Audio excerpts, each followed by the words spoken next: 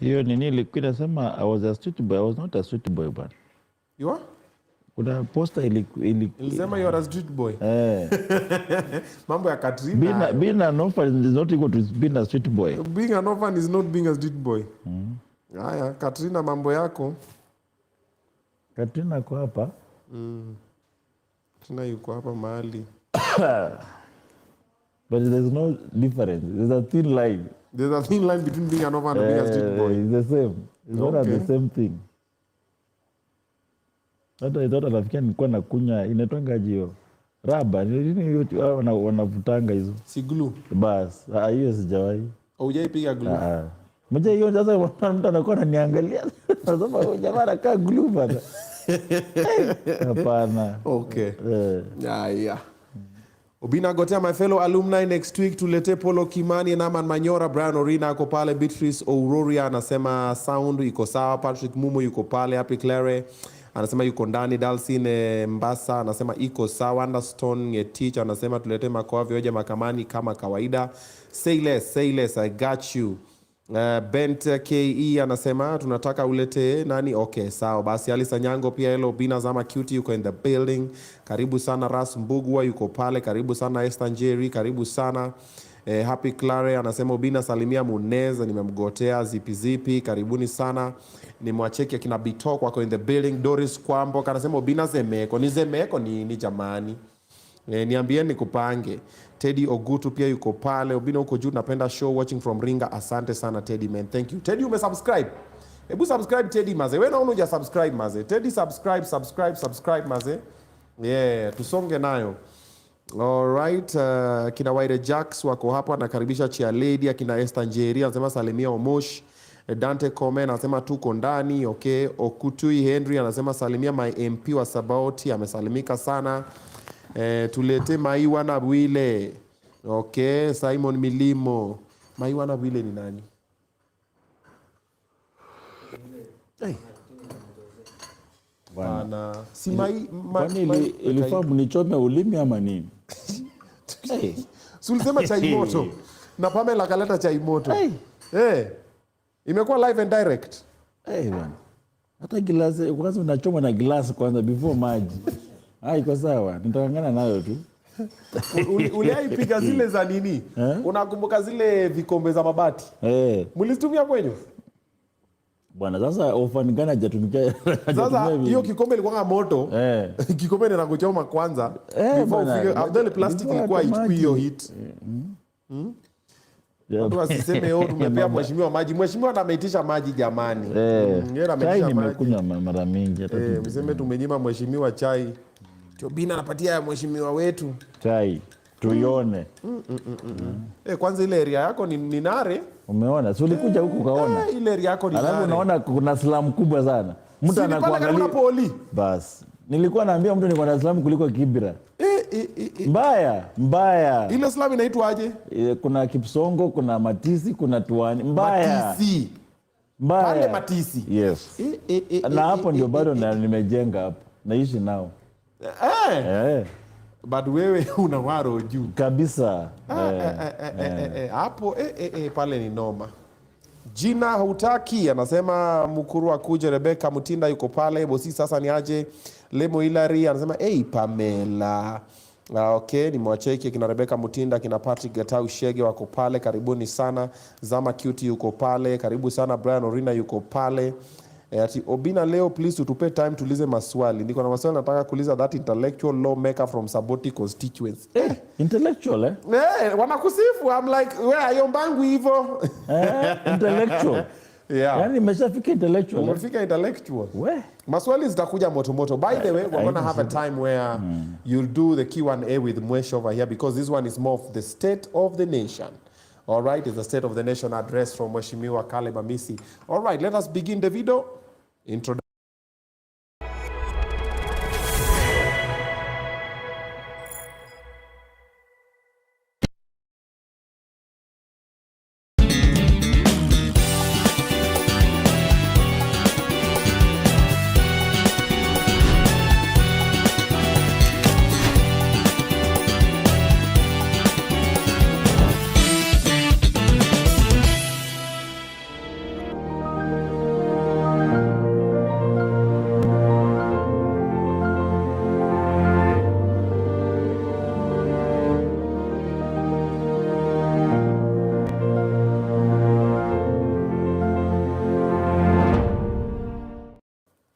What's up, everybody? How you doing? It's Monday. When it's Monday, it's time for Obinna Show Live. Karibu sana. Thank you so much for creating time to be with us. If it is your first time here, tafadhali subscribe, all right? Tunakuomba tu yatuombi mambo mingi sana, okay? Just tap the screen, follow the top gifter, and subscribe.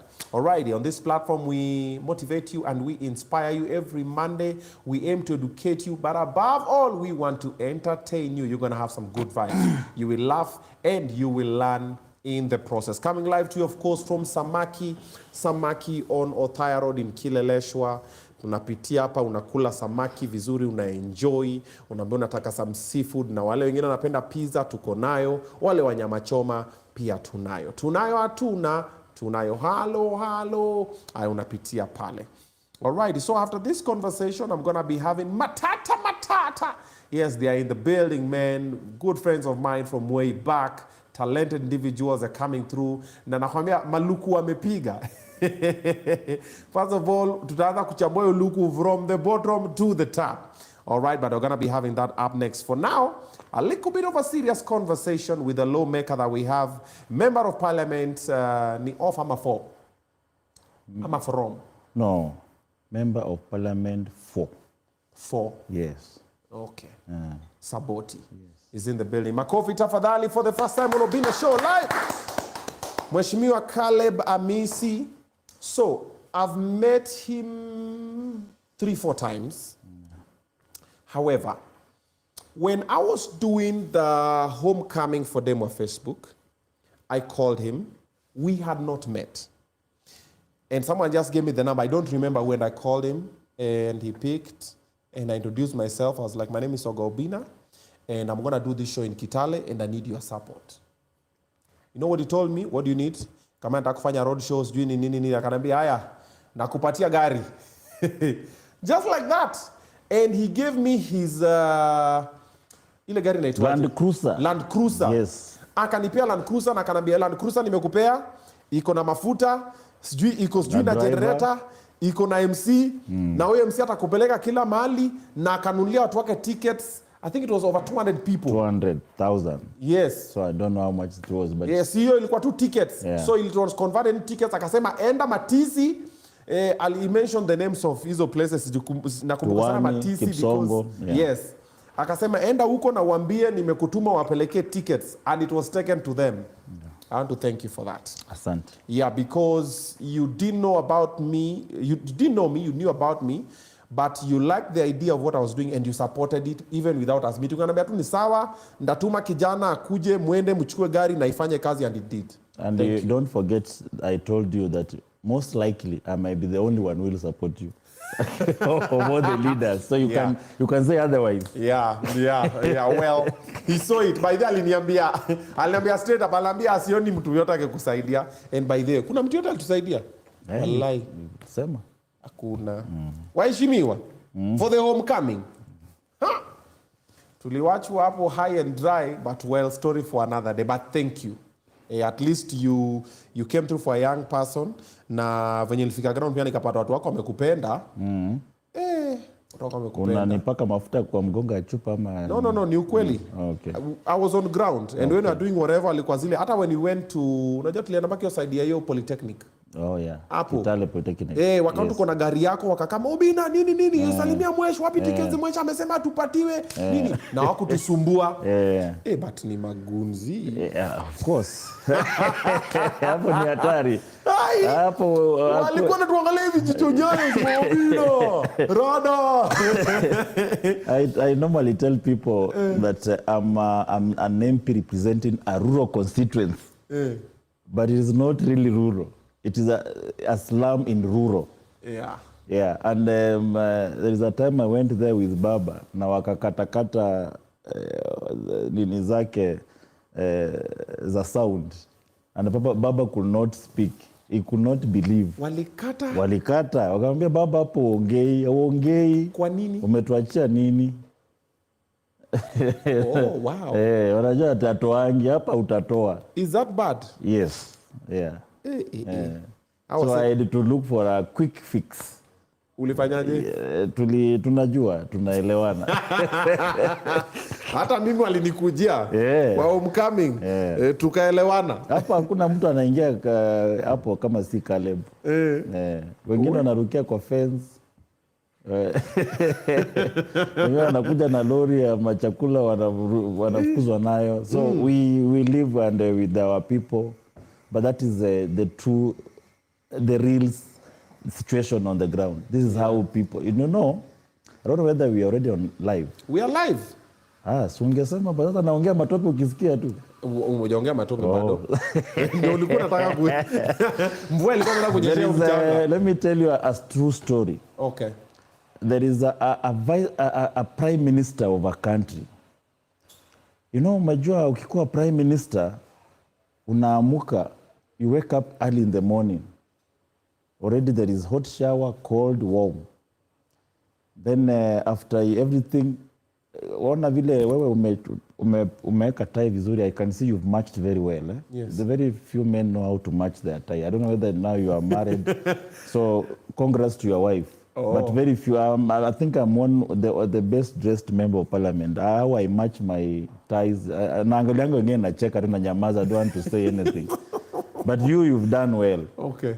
We'll do a poll. We'll taangalia who's the best dressed member of parliament. This prime minister, after showering hot, cold, amemaliza, anapata amepangiwa suit the way it's supposed to be matched. There's no stress. You just found for Monday, Tuesday, depending on the function. Okay. You live there, you go to a breakfast table. The dining table. Yeah. Unapata sausage, nini. You know, it's like a buffet from one corner to the other. Okay. You leave that, they say, okay, where do you want to go? Anakuambia, the PA is there. He already has your itinerary the whole day. Then the next, you step out, akwambia, now you can leave, sir. Unaenda kwa hapo bodyguard anakufungulia mlango, driver takes you off. You don't even know where you are going. Everything is arranged for. Now, this prime minister one day went to a place like now my place, a slum area, and he saw how people are living. He resigned on the spot. Oh, wow. Yeah, he resigned. It is a true story. I do not just remember who it was, but it's a true story. He resigned because he could not believe it's the same country.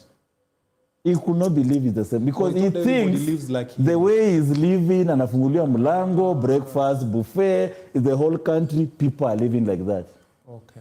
So when you see people saying Ruto must go, na Ruto anatoka na fujo, anasema niende wapi? If you are bringing fujo, chapa mtu risasi. Yani he's wondering, what the hell are you talking about? What is the problem? Because the way he's living is not the same as the way the rest of the country is living. So he's wondering, what's the problem with you people? What is so bad with the government? What is so bad with the country? He does not understand. Okay. So until you leave Nairobi and you come to Kipsongo, you will understand Caleb and why he bring trouble. Unajua umeitwa goon. Whatever they call me, I accept all the names. Kichwa ngumu. Kichwa ngumu. In fact, that one I've had it a number of times. Nasema huyu kijana ni kichwa ngumu, asikii. Atuondokee, aende. Oh, wow. Yeah, rebel. You know rebel, bana. Rebel, you know, rebels are supposed to be armed. Me, I'm not armed. Wewe uko armed na ngumi na mdomo. Unasema vitu mpaka sasa tuko kama baogopi. Ogopi. A number of people have told me, bana, don't you fear? Do you have security? Don't you fear for your life? Yeah. But somebody must talk. Somebody must take the bullet. Yes. The one leg. So, you are from Saboti. That is where you're also born and raised? No. Home? My story is unique. Actually, nobody has my story. Okay. In the entire republic. We are here. Maybe in Africa. Maybe in the entire world. Nobody has my story. I was born without a father. My father died 2 months before I was born. Okay. 2 months before I was born. That's what I'm saying. I was born without a father. Okay. My mother left me at 6 months after I was born, under a tree in the compound of my grandmother, paternal grandmother. Almost the blink of dying because of the cold. I think I was left, the story is told, I was left maybe at night. So I was picked under a tree. Chukweni mtoto wenyu. So up to now, of course, I know I used to see the, what do you call it, where my father was buried, the name and everything, it resembled me, so I know my father died. But up to now, whether my mother is alive or dead, I do not know. You never saw your mother ever? Never. Kwani hawajui kwao? You know, I'm just saying it. There's nothing to hide. I'm just saying No, it. I'm saying like your grandparents. They didn't know kwa kina mamako? That one is a story for another day. I'm just saying it as it is. Okay. Okay? So I've been raised by a grandmother. Okay. As an orphan, I have no brother, I have no sister. Oh, wow. Yes. One-man army. Yes. So this place where your grandma was... Actually, I call my cousins, sisters, and brothers because those are the people I've been raised with. Okay. So when you see me telling somebody this is my brother, it's actually my cousin. Okay. When you hear me say this is my sister, it's actually my cousin. Okay. But the real brother, blood brother, Hakuna. hakuna. This was in Saboti? I was not born in Saboti. I was born in a place called Sabatia.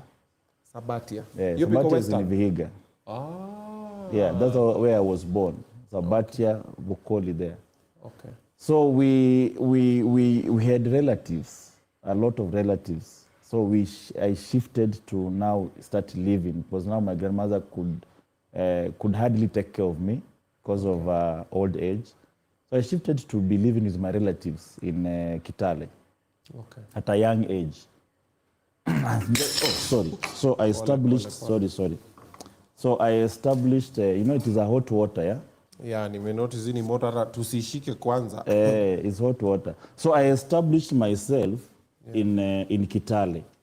Okay? Okay. Now, what changed my life, Obinna, is my performance in school. Ambieni Pamela atoke TikTok. But this one is part of it. You should not worry your anymore. Yeah. So my performance in school Is what changed. It is what changed my life. Okay?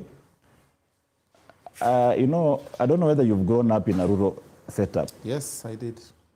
You did, eh? Yes. So you understand the rural setup very well. Very well. Clearly. Clearly.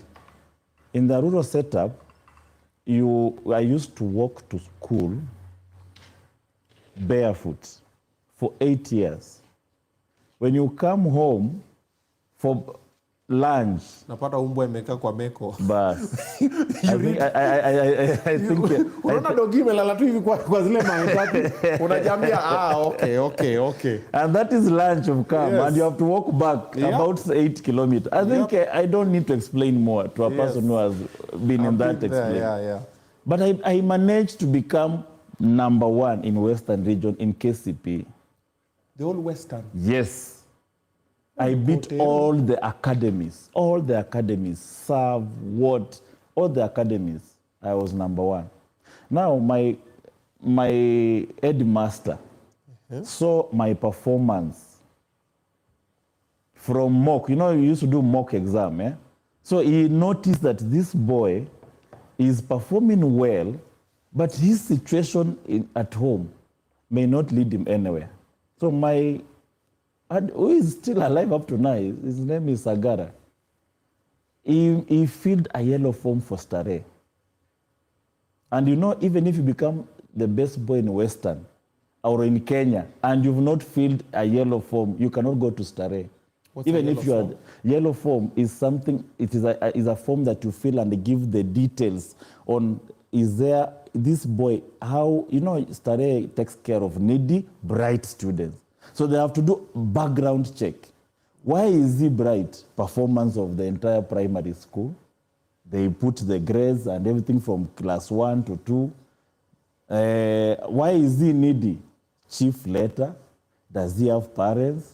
Even if he is an orphan, is the entire family unable to take care of an orphan? You know, there is a lot of feeling before they take you. And they take you before the results.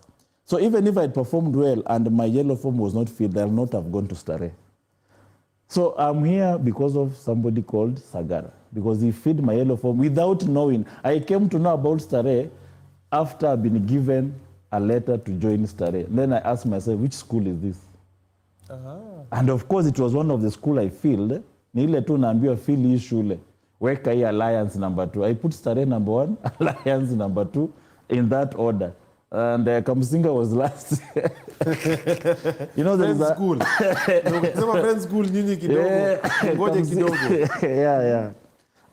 So that's how I got myself to Starehe. Okay. I was by being the best boy in Western, there was something called Maragoli Cultural Festival. And there is a, what do you call it? Lawyers living in US. They noticed there is a needy boy who was qualified, the best. I was in the newspaper. It's going to Starehe. They sent a 20,000 check, and they gave to Musalia Mudavadi when he was a vice president for 3 months. When he was serving for 3 months as a vice president of the Republic of Kenya. For 3 months. That time, you remember, when Moi said, for 3 months he served. Wakampa mwambie mpelekee. Kuongeza hata ndururu. Alinipea tu hiyo cheki imetoka hata ndururu. And you know he's a vice president. Hata hataki kujua ni nini. Anasema tu there is a check. Hata mimi napeananga basari. Mlikiambia huyu mtoto ni needy. Naongeza na mwambie shilingi 2,000 please enda. Hiyo alikuwa bwana vice president na hata kuongeza hata ndururu hapo. Kuna beef na ma-DVD mpaka sasa. Sio hivyo. Yani, you know, umejua kuna vile wanasema. Yes. Kama umelelewa na blue band, there is a big difference. Hata, you know, sometimes somebody can call you, the way you call me, mesema bwana kama kuna hii shida, I respond because I have been there. I have lived that life. Pigia mtu ambaye amelelewa na blue band, atafikiria you are disturbing him. So I give it to him. You know, amelelewa na blue band. Sasa adui ati somebody can miss school fees, ati mtu anaweza changiwa from US. It does not, you know, I understand how. Understand. Ma-DVD amelelewa kwa pesa?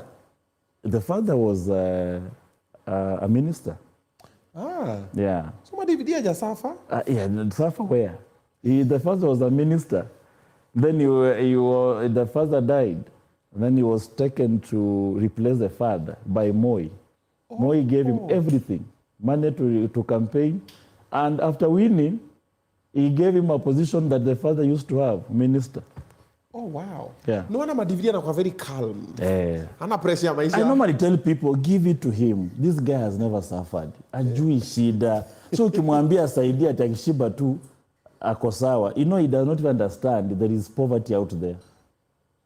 If you come to him asking something, he thinks you are just disturbing him, or something is wrong with you. Oh, wow. Yes, that's what happened. So I have come to understand that is, you cannot change him. So leave it. You know, I used to think, mtu ambaye, kwani mtu anakaje? Then somebody told me, just understand this guy. He has never seen poverty in his life. So hata ukimuuliza ati utengeza barabara, anasema barabara gani? You know, he's used to choppers. You are disturbing him. Okay. So there is a disconnect between him and the rest of the car. So the long story short, alipata hiyo 20 ya kajiwa. Akanipea, mimi nilienda Starehe. I went to Starehe with the padlock alone. Unajua padlock? My first shoe I wore in Starehe Boys Center, because I used to go barefoot. Hauko umenini? But I've just been telling you, I used to walk barefoot to school. Hata Sunday best. Utoe wapi? So I wore my first shoe in Starehe. Oh, that's interesting. And I went to Starehe with a padlock because I was told everything is provided for. Was it like that though? Yes, everything was provided for. In Starehe? Yes, everything. Hadi nguo ya ndani inaitwaje? Boxer. Bas. You know, Ushagulu kuna va boxer? Sasa, you know, let's not go deeper because we know the answer, guys. Let's not wash our. Yeah, tuseme tu mambo ilikuwa ni mimi. Mambo ilikuwa ni mimi. Wacha niachie hapo because lakini tujue tu Starehe alipewa boxer. Mambo ilikuwa ni mingi. Yeah. But you see, so Starehe of course opened everything. Okay. I was Starehe 4 years. And because of the good program of Starehe, good manners, morals, character development, I went to teach as an untrained teacher. You know, Starehe, there's something good about Starehe is that you are given time to work during the holiday. When people are going for holiday, Starehe people are working. What do you mean working? Like yes, there is what we call holiday jobs. So me, I went to work at when unasikia watu wamefunga shule wanaenda nyumbani. You guys used to go and they now chill with the girls. John, mnaenda who is you guys? Akina Korire? No, you are in that category, but you can't run away. So, as you are going to do Nairobi Hospital, I actually personally worked at Nairobi Hospital. I worked at Immigration Office, Nyayo House. If you walk to government, you'll see red and blue boys. Yeah, those are Starehe boys. Na uniform ya shule. Exactly, at a parliament up they are there. So by the time I was clear in 4 years in Starehe, I had 4 years experience of working. And that's what I'm saying. We must inculcate the culture of internship from secondary, not university, from secondary. Because using my own experience, I have 4 years of experience. I've worked in Nairobi Hospital, immigration, you know, whatever I was doing, but I was working in that institution. Whether I was carrying files, but I could observe, I can learn, you get entrenched, you get to learn, you get to institutionalize yourself. And by the time I was living Starehe, I got a job to be untrained teacher at Chavogere, St. Mark's Chavogere, untrained teacher. I was teaching biology, chemistry, physics and mathematics. Umejua ile shule yenye mwalimu karibu afunze subject zote. Kidogo weke kwa history. Zote. I'm still training. Inaitwaje? Scouts. I'm still training and I took my scouts to the provincial level. And I'm an untrained teacher. So, of course, those 2 years, I don't know when you graduated or finished, but as when you left secondary, there were 2 years. They call gap year. Before you join university, there are 2 years. Yeah. Uko too idle. Yeah, but me, I went to be a untrained teacher. I was being paid 3,000 a month. Yes, 3,000 per month. That was my first salary. By the time I was joining university, I had a lot of my CV was long, and I applied. When I joined University of Nairobi to do Bachelor of Commerce, first I was to do architectural, but because of the capacity and the cost of doing that course, I could not manage. So I opted to do Bachelor of Commerce, which was a bit cheaper at Lower Kabete campus, Kabete Pesa. Unajua kuna Kabete Ng'ombe. Do you know that? Yes. No. There is Kabete Ng'ombe. What's Kabete Ng'ombe? Veterinary, pale juu. But this other one is Kabete. It's called Kabete Ng'ombe. They are very clever and they are PhD holders. Yeah. We used to diss them that the Kabete Ng'ombe, hii ni pesa na hii ni ng'ombe. But there is lower Kabete and there is upper Kabete. So me, I was lower Kabete, which is Kabete Pesa, because you are dealing with money, finance, commerce, economics. So I did there 4 years. I graduated 2010. But in second year, I applied Standard Chartered Bank and I got employed as assistant manager because of my long CV. Yes. You were second year in campus? Second year campus, I was assistant manager at Standard Chartered Kenyatta Avenue. They have my records. Where? Yes. Because of my long CV. That's why I keep on insisting. Anza mapema. And the curriculum of Kenya, if we ever become the president of this country, I think we are going to see a first world, because we have a real life experience by Starehe. Starehe was led by Dr. Griffin. He had the mind of a first world country. He's setting you up for the future. He's setting you out there to fly.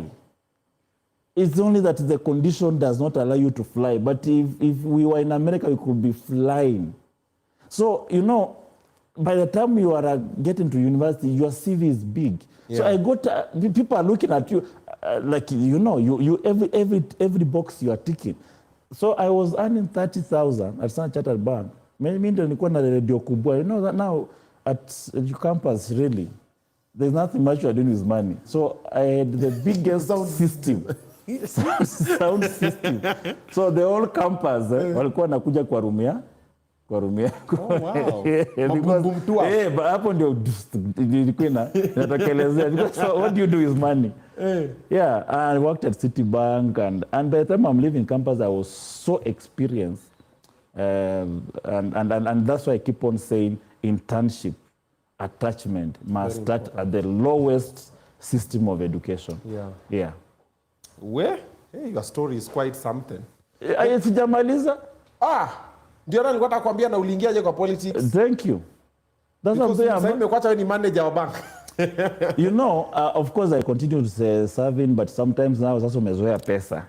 Now I started doing my own business. Na anzisha kampuni ya kusupply nini. I've already met people, I have a lot of networks. You know, this networking. Let me tell you, your work is your net worth. Thank you. And people think they're just stories. It is not.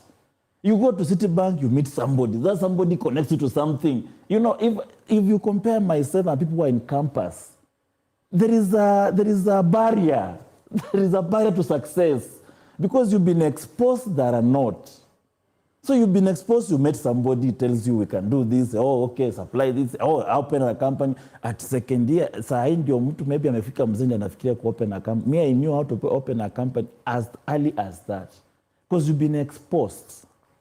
And then now I've been a business, naingia kwa siasa kidogo. I did a lot of youth advocacy. There's a time we met the former American ambassador called Michael Rannenberger. Yes, Youth Can, during the Obama's campaign. I'm the one who developed Yes, Youth Can program at USAID with Michael Rannenberger, the former US ambassador to Kenya. And the time we were told that these are youths who want to destabilize Kibaki government. But it was just a youth program. And we were marked. Oh, wow. So I have been marked for a long time. It's not the first time I've been marked. For a long time, during Kibaki's time. So now I entered into politics because I've been in leadership, but not in political leadership. In campus, I was in finance.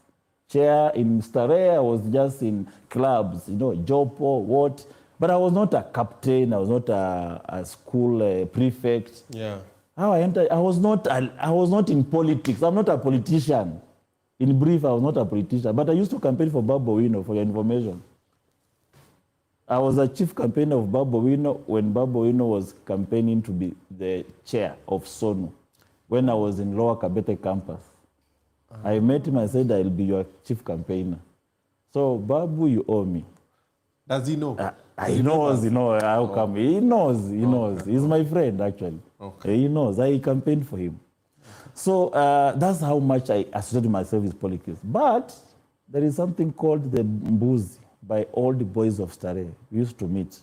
Then I met Peter Kenneth. He was vying for president. And he told me, umejua sasa Uhuru anaenda Hague, ICC. Kikuyu but hii sasa tumedanganya pia hata hii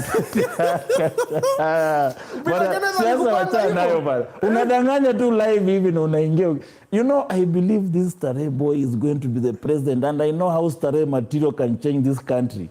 That is the moment I felt proud for my nation. At a Starehe boy is going to be the president. Sasa Wakikuyu wote wamesema ni mimi sasa. Sasa wewe shika huko nini? Nikamwambia from now onward I'm going to campaign to you in Western, niachie region ya Western niachie tu. Then I went to start campaigning for Peter Kenneth, Kenya National Congress, tuna Westmek. In the process of campaigning, I put my name on the ballot. Member for Parliament, Saboti Constituency. A young man from university, freshly graduated. If you see my pictures, sometimes you see my pictures now and then, you'll be shocked. And at the time people are asking, there's a time there is an international organization. They were doing some random check. Who are the candidates? Who is a potential winner? So they asked somebody that who are the candidates. And I was in a hotel in Kitale. Akasema akaname huyu Makona, nani, Lazaro, what? And there is a small toddler moving around. So I was not a candidate. I was a small toddler moving around. Thinking you can win. So I got 4,000 votes. That small toddler. Oh, 4,000 votes is not a bad number. Nikaanguka na Westmake. Peter Kenneth failed. Actually, I might have gotten more than PK. But I up to now I believed alibiwa kura. Hadi saa hii. Oh, you usema alibiwa kura? I actually believe. No, me I actually believed that he could have been a president. Alibiwa kura. But you know, we are friends up to now. Okay. Because this is a guy who brought me to politics. By him vying for president, led me to vie for MP Saboti. Otherwise, I will not be a politician. Why did you go for Saboti though? Because that's my home. That's where I built. That's where I'm living. Also, by the time you are vying, you're already yes, built I was already established there. This is my home. This is where I'm living. Okay. Yeah, I told you I've lived in that Trans-Nzoia for as young I was a toddler. Okay. Yeah, so it's not an area that I don't. It's this, tumepata picha yako. Yeah, umepata? Acha na hiyo. Look at my latest when I was in Ghana. Look at my ex. But you should be following me. Isi yenye ukivai. Lakini uwezi ni wewe. Do you know hiyo suit nani alikuwa amenipea? Hii suit ni ya nani? Unajua ni suit ya kuomba. That is a borrowed suit, my friend. Just to take, because you know you cannot take a photo ya kuweka kwa ballot na nini. Vile nimevaa hivi, you must be in a suit. Okay. Yeah, hiyo ni suit ya kuomba. Na kuna ingine nilichukulia pale Uhuru Park nikakaa hivi kabisa I will show you. But there is one you forgotten when I was in Ghana. Look at my ex, you'll see. Aya, Davido. Yeah. You should have done your nini. You know me, there's nothing I've. My life is in public. And I don't shy away because I want somebody sitting somewhere with similar situation as Caleb to know that I can make it. Okay. Yeah. Don't hide your story. Just tell people so that they are. Wachana hiyo. This is now when I'm an MP. Okay. There is another one. Very recently I posted. Okay. When I'm just immacheted, you'll find it. Pale kazi. That was 2017 when I dared go to Ghana. My first abroad trip. I went to Ghana. To do what? See, for youth programs. Okay. I looked at youth program, Youth of Africa meeting, nikasema naenda. Na nikachanga pesa na nikaenda. And do you know who contributed for me? The current CEO, Group CEO of Jubilee, Julius Kipngetich, who is also an old boy of Stare. I went to him, I told him, Julius, there is a youth program happening in Accra, Ghana. I wish to attend. I have no visa, I have no air ticket. Julius paid for me. And I went. That's how determined I am. If I'm determined, I'll find the money. You'll find the money, you'll find the way. Yes. Yeah. Okay. So you've run with Peter Kenneth, umeanguka, umekuwa number last na 4,000 votes. I was number 4. Oh, si number last? No. Kuna watu wali trail me. That was number 4. But now I made a calculation. Na nikasema now I'm coming back full swing. Okay. 2017 I came with ODM. Let me tell you why I took ODM. Okay. People don't know. There is a time when the voting was taking place. And I was sitting in a hotel. Moja ile siku ya kura, watu wanapita hivi, wakipita, wakienda. I was sitting in a hotel wondering, sasa, am I going to be an MP? Ama ni mchezo? So nilikuwa napita tu vijana wanapita sema wakaniona kule juu sema Caleb kijana power, you know I'm not kijana power. Kijana power, wewe ni mbunge. Paka naanza kutengeneza. Nasema what are these people saying bwana? Naanza kutengeneza koti. Wewe ni mbunge. Tumetake to ODM and I was in KNC. So the moment waliniambia tumetake to ODM nikasema wow. Those are not my votes. Hapo ilikuwa town hall. So I realized these people assumed, yes, thank you very much. I realized those people assumed my principles and that of ODM are in line. So they assumed this is an ODM candidate. So the ODM candidate then got my votes without knowing. Because they were telling me they were taking orange. Because you know me, I was associated with Raila. I was with Peter Kenneth, but Raila, you know, was my role model. I used to see this. So tuko na Peter Kenneth akili naongea mambo ya baba. So they were just thinking. Then nikasema bas, zile kura nilipoteza. I'm going for it. Then I went now with ODM. No, that's the third time. The third time. Huyu kama alipata 5,000 na Mushinda alipata 9,000 na mimi nilipata 4. 4 plus 5 ni ngapi? Na huyu wa ODM alipata 5, nikasema 9. Kisha na kuna zile zingine people can just give me because of I've sold myself well.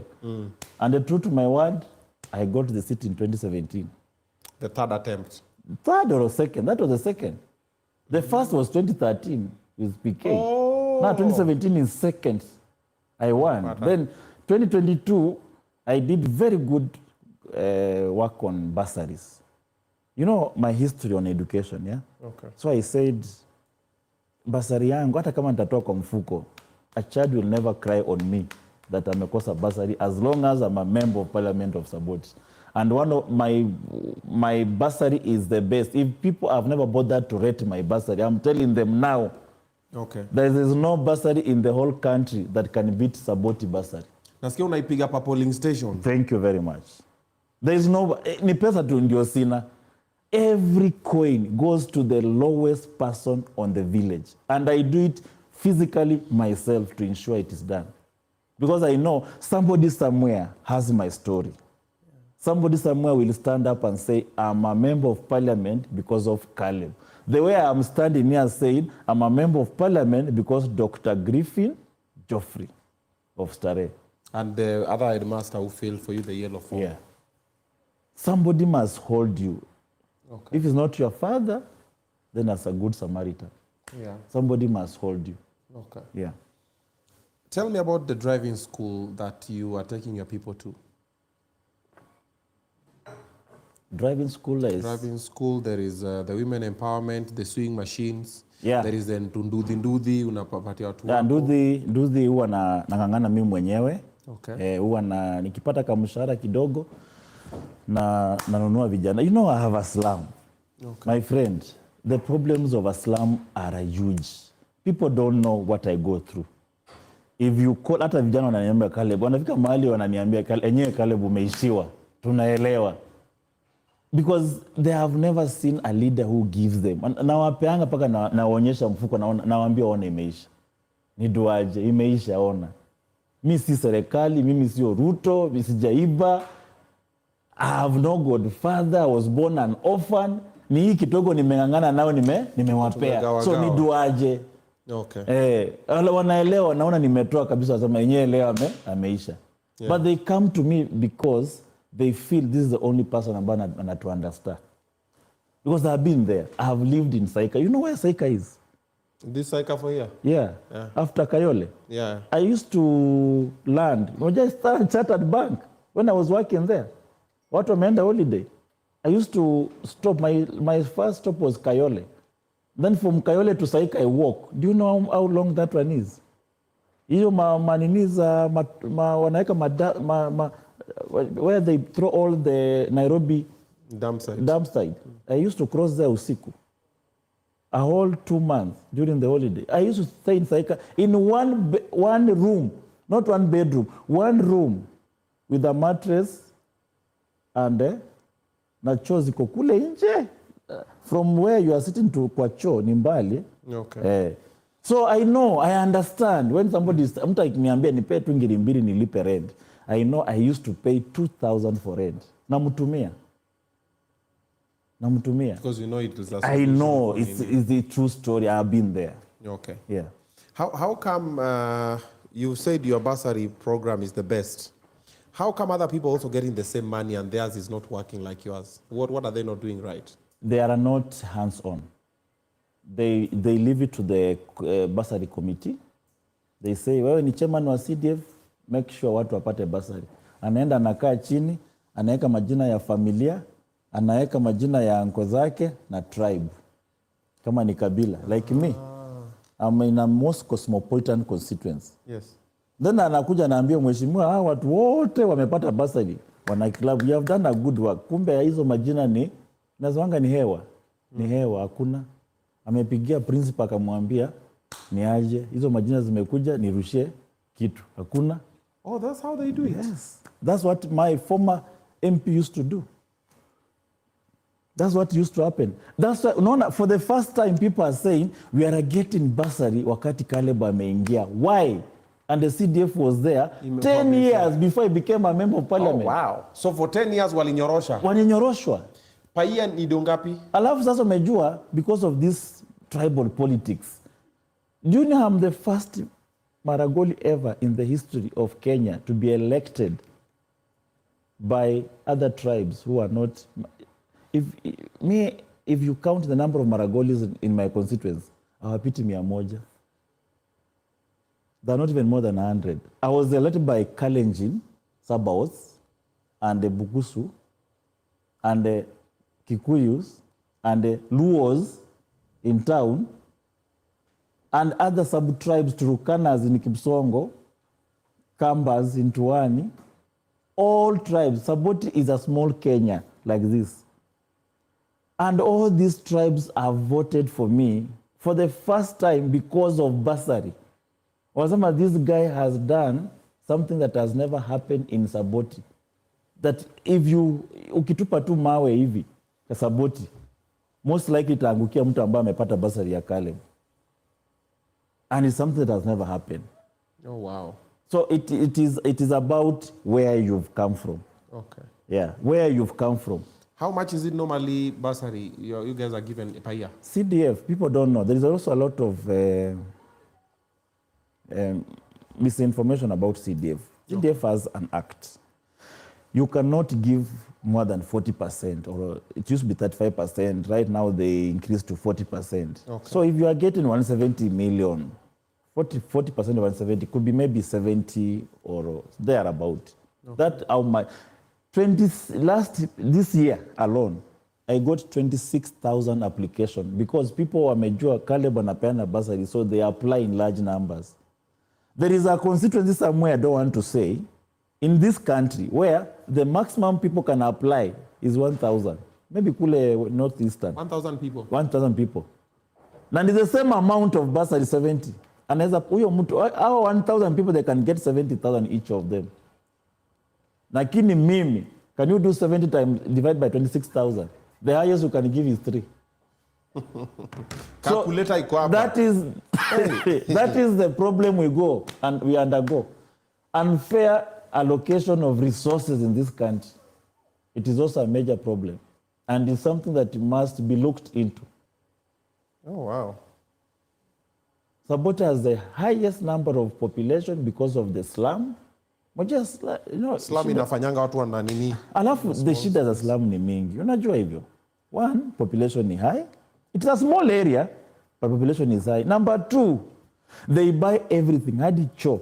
Unajua kule kwa msitu, somebody can even go to the forest. But in town, where is the forest? Town is tricky, sana. Yes, so everything they buy. That's why the cost of life in town becomes high.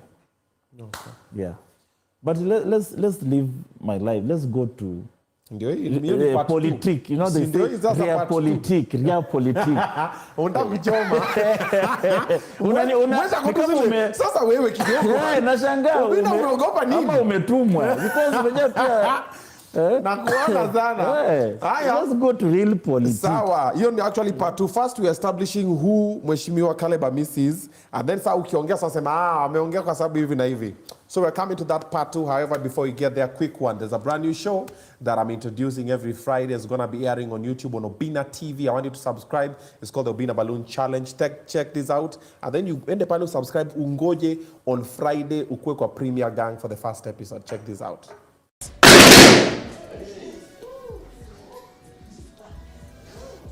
Kusema tu kweli Obinna, I feel like he will not give me the amount of I want.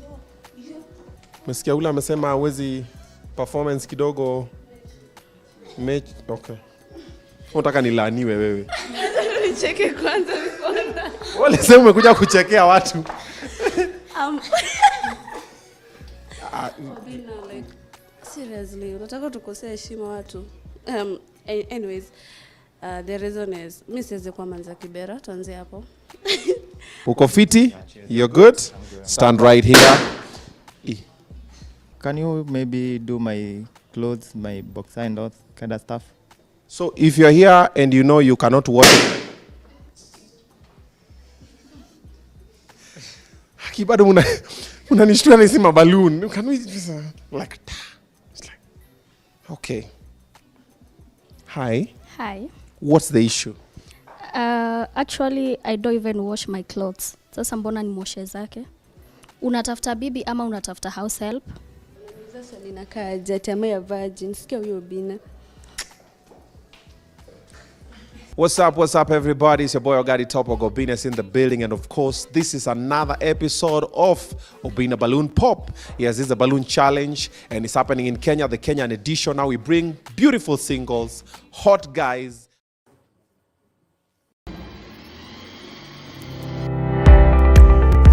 Wow, are your walls looking plain and uninspired? Transform your space with premium wall panels, elegant marble PVC with stunning backlighting, and modern floating TV stands. All designed to give your home a luxurious, timeless finish. At Mr. Frames Kenya, we offer top quality designs at unbeatable prices. Whether you're going to a classic or modern look, we've got the perfect solution for your home or office. Call or WhatsApp us today on 0705 759 102 or connect with us on social media. Mr. Frames Kenya. Mr. Frames Kenya, where style meets affordability.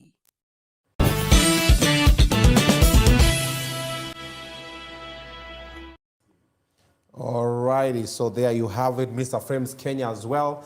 The best place if you want to upgrade the way your house looks like. Those are the people to go to, and they're going to do for you a beautiful job. So we're having Mheshimiwa Amisi with us, Member of Parliament for Saboti. Na amesema ye anataka mambo ikemuke kama imeenda. The video umecheza na disclaimer. I was telling our guest today is called Joachim. Yes. So I was hosting Joachim, is from the Bunge la Mwananchi. Yes. I was telling him, I'm trying to get waheshimiwa from the government to come for the interview wanatoroka. Bro, the ones I know, niaje GSU come, nakwambia. Time bado. Time kidogo kuna kitu napanga, but wale opposition, Obinna nikuje siku gani? Obinna nataka kuja, mpaka naambia wengine ngoja kidogo. Sitaki kae ni kama mimi napiga government, watasema umepangwa hiyo kipindi yako. I'm like it's an equal floor for everybody. Na mtu akifika hapa iraruke tu venye tararuka. But imagine they just need to come. Nimewambia wakuja wataki kuja. Wewe ukipata wale waambie wakuja. I will frog match them here. Quick one.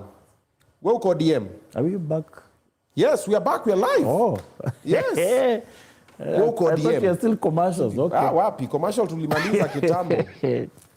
Yes, I'm a member of ODM party. I'm elected in ODM party twice. Okay. ODM is not a predominant party in Trans Nzoia. Okay. Last parliament, I was the only MP from Westlands to Sirisha. If you leave Westlands of Team Wanyonyi, the next MP ulikuwa unapata wa ODM ni Amisi. Uko ndani. Ukitoka hapo, the next ni Busia. Okay. This parliament again, the same thing. So that tells you I'm not elected simply because of ODM. Otherwise, I'll have... Do you know last parliament, all my MCAs were Jubilee. All. Walikupeleka mbio? Sana. Alafu saa hiyo tunaambiwa mko mara handshake. Nilichapwa. You know matanga, if you are not in the funeral, MC yako tu na microphone. MP wa Nairobi. Hey. You know, by the time you are coming to... and you know, some of them can be very ignorant. Yeah. And some MP wa Nairobi hayafanyi kazi. They don't know MPs are supposed to be in Nairobi anyway, because the parliament is in Nairobi. It's not in county. Sema tulimwelekea huko. Onako tu huko. Mnaona tu kwa TV. Sasa, you know, by the time I'm coming to killing that, Say how nini assembly yao iko hapo. They are assembling hapo. There is no single MC even to stand and say my MP has sent me. And when you send your representative wa office ni kamtu kadogo, hata wanamwambia watu wawakilishi wasonge kando. My friend, I got hard time. Yeah. But nevertheless, I did good work in CDF. I'm happy that the only place a member of parliament can perform and show his prowess in management of public resources is CDF. Okay. That is only, and I think that is the best measure of performance. Okay. Minus CDF, how will you perform somebody? It's hard, eh? Yeah, because we are 360 members of parliament, 349 members of parliament in National Assembly. How many of them can they speak in less than 3 hours? You might find people are not even going to speak. How will you measure the performance of this member of parliament? Hard. So CDF was a good way to show this guy can work for the people. So I think they need to consider is a measure of performance to some level. Okay. And that's why now people are telling me, Kale, vie for governor. We can see the way you are doing for CDF because they have seen it. Okay.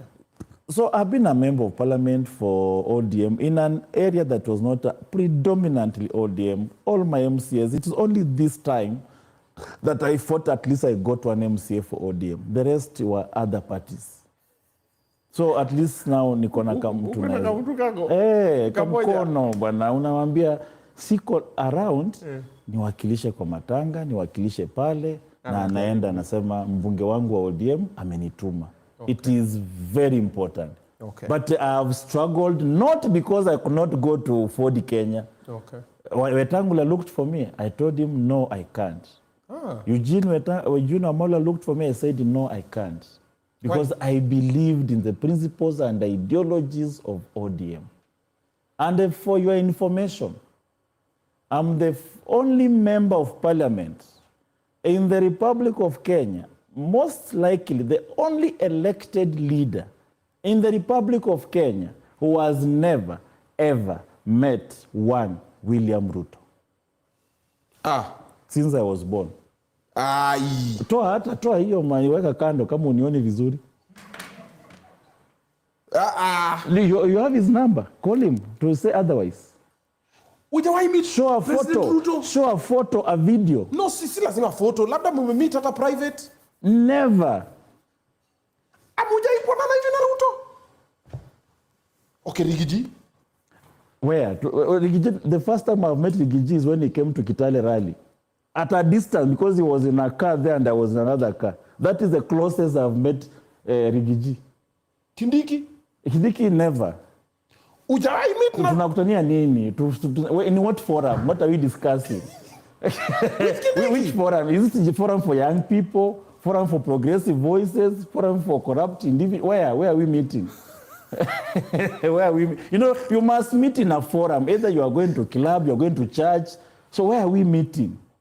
And I'm not the person you just call for no good reason. I see people being called to State House. Hey, did you to State House? Mimi siendi because I normally ask questions before I go. Hey. During the handshake time, when we had Raila and Uhuru, do you know all members used to meet Uhuru, they used to meet Ruto and ask Baba, you've not told me to meet William Ruto. Baba anasema we are not in the government. So I say, Baba, until you tell me, because I'm very loyal, my friend. We are trained at Stare, character, morals, something that I hold dear to me. People even tell me you are not a politician. The way you are not a politician. Because so people will hide, they will go at night, they go meet in William Ruto in Sugoi. They call everybody from Trans Nzoia except Caleb Amisi. Because I ask questions, where am I going to meet him? Is he going to make my road? What is he going to do for people? I'm here because of people of Saboti. Is he giving me bursary? Is he giving me education? Where am I meeting? Is he my friend? No. Okay. Members of parliament from Western have gone to State House severally and asked them, so you've come back. What is the development? Nothing. Higher. You've come back again. They have gone to State House, not just up the hill. They have gone to Kakamega State Lodge. They have gone to Nakuru State Lodge. Then I ask them, so where is the development? Nothing. Then I tell them, so you want me to be part of this circus? You go, you get lied to, you come back, and you call yourself a leader. You stand in the community of nation and call yourself a leader. What are you leading? Comment hapa sasa. Umesema wewe you don't settle for less. Hey, kiburi iko top. That is a good man. He's a good leader. Huyu ni maragoli. Ati huyu ni maragoli anajifanya kujua sana. Ati kumbe uko na kichwa ngumu kweli. Ati exactly mesh uko sawa. Don't be too available. Okay, so you've not met the president. Do you want to meet the president? Yes, okay, if there is a... I can arrange for you. You have to say, you know, I want to, let's be realistic, yeah? Okay. You've been elected as a member of parliament to oversight the executive, to represent your people. How do you represent your people? You pass motions on issues that are related to the people of Saboti. You ask questions. I've asked questions severally on the issues of road. You know, people say Saboti is the only constituency. In fact, hata hapa kwa comments utaona. Walishasema. I am used to. Wanasema na barabara. Ignorance. Members of parliament have no capacity to construct a road. But si Babu Wino ameweka mabarabara pale. It's not Babu Wino. It is Kura. Kura has a program. No, that is Kura. Kenya Urban Rural Road Networks. If it is Babu Wino, if it was, then all these members of parliament will have roads. There is no any member of parliament who will wish. Okay, hizi roads wanatengenezaje? Ni hao wenyewe wanakaa kwa room wanaangalia wanasema ni wapi tutatengenezea pesa ni pale. Wanapeleka pesa pale. Are you getting? Hey. That's what happened. Sasa unaficha nini na wanajua? Akina nani wanatengeneza pesa? Whatever. This what happened in this that's why you see wanaangalia huku Saboti wanasema huyu hakai mtu wa kutengeneza naye pesa. Tusipeleke huko. Yeah, that's what happens. That's why you see the entire western region has been left without road network. It is not Caleb alone. It is the entire western region. So nyinyi hamjui kukaa kwa meza na watu kutengeneza pesa? Nani hajui kukaa? Mimi niko kwa meza. Wewe uliza ita Wetangula akae hapa na Mudavadi akae hapa waulize hiyo maswali. Because those are the decision makers for western region, not Caleb Amisi. So it is beyond you. It is beyond me. You know, even if I'm not a member of parliament, there will be no road there. Because there is no road, so ask him, there's no road. You know, kuna vipindi na vipindire na vitu kama hizo. So if you've been hosting vipindire here, thinking, you go to the ground. Yeah. Mtu anapiga picha alafu anakuambia shwa. Alafu you start propagating it. Forget about, you see, Obinna, I want to make it, you know, we have a constitution. Okay. And the matter of governance, you can't hide it. I ask my people one question. Why did you elect William Ruto to be the president of Kenya? You elected Caleb Amisi, okay? He has given you bursary. You say school amefanya vizuri, bursary tumepata. So why did you elect women rep? So why did you elect senator? Why did you elect MCA? Why did you elect governor? Why did you elect the president? You elected all these 6 people so that all the blames will be on Caleb. So MCA akae tu yeye anyamaze akule mshahara tu. Senator akae tu anyamaze. Women rep akae tu.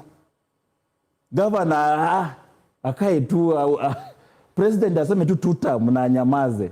Lakini barabara Caleb Amisi. That's why you went to the ballot to elect. Okay. Kila mtu let's break it down. Yes. Kazi ya MCA ni nini?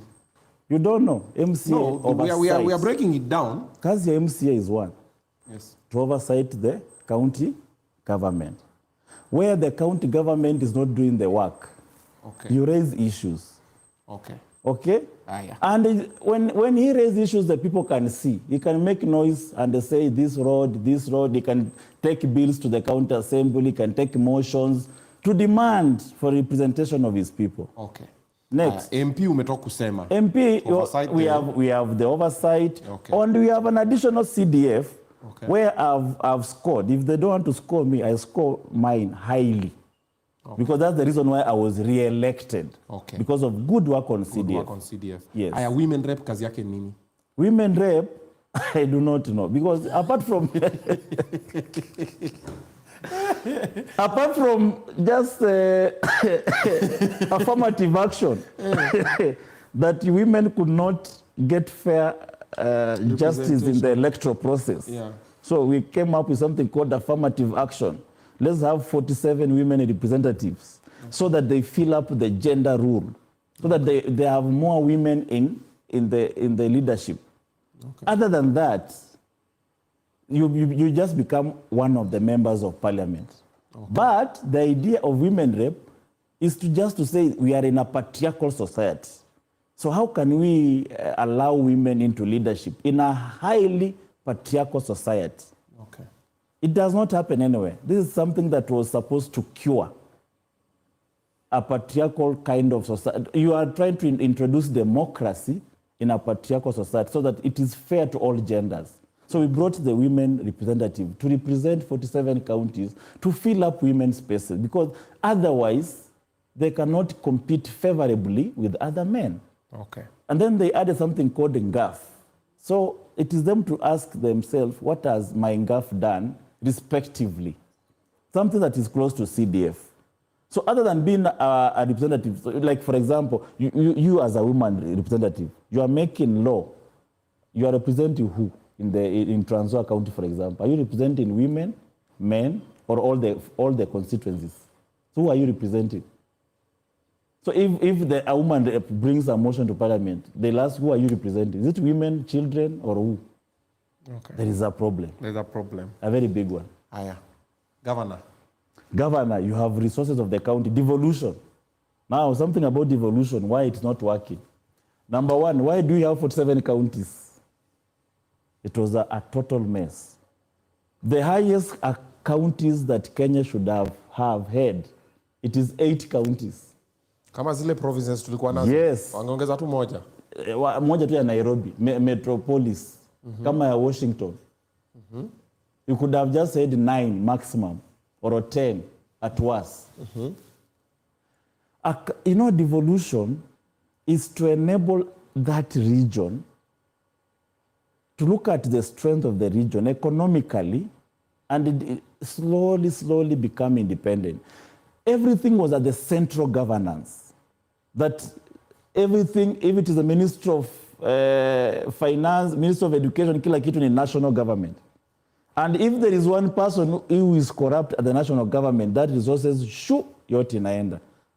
And if there is an equal distribution of representation, that is only one president from one tribe, it means also there is an equal distribution of resources to the rest of the country. So this devolution came to cure the disfranchisation of other areas of the country so that they can get resources to develop their area, just to boost. Now, let me ask you, Obinna, we have a trade minister in Kisumu. You have a trade minister in Homa Bay. You have a trade minister in Siaya.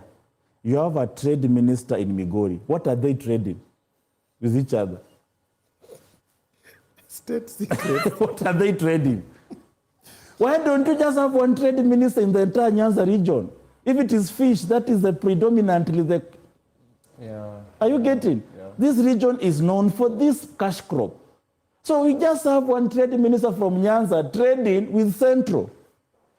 Something that you do not have. So that's why we have a regional block. Why do we have counties putting themselves into regional blocks? Because they have now discovered for us to prosper as counties, we share one economic development. We're supposed to be one. We are supposed to be one. So they have just come to realize we're supposed to be one through economic blocks. So those economic blocks are supposed to be one trade minister. That's why 60 to 70% of devolution money goes to paying salaries and not development.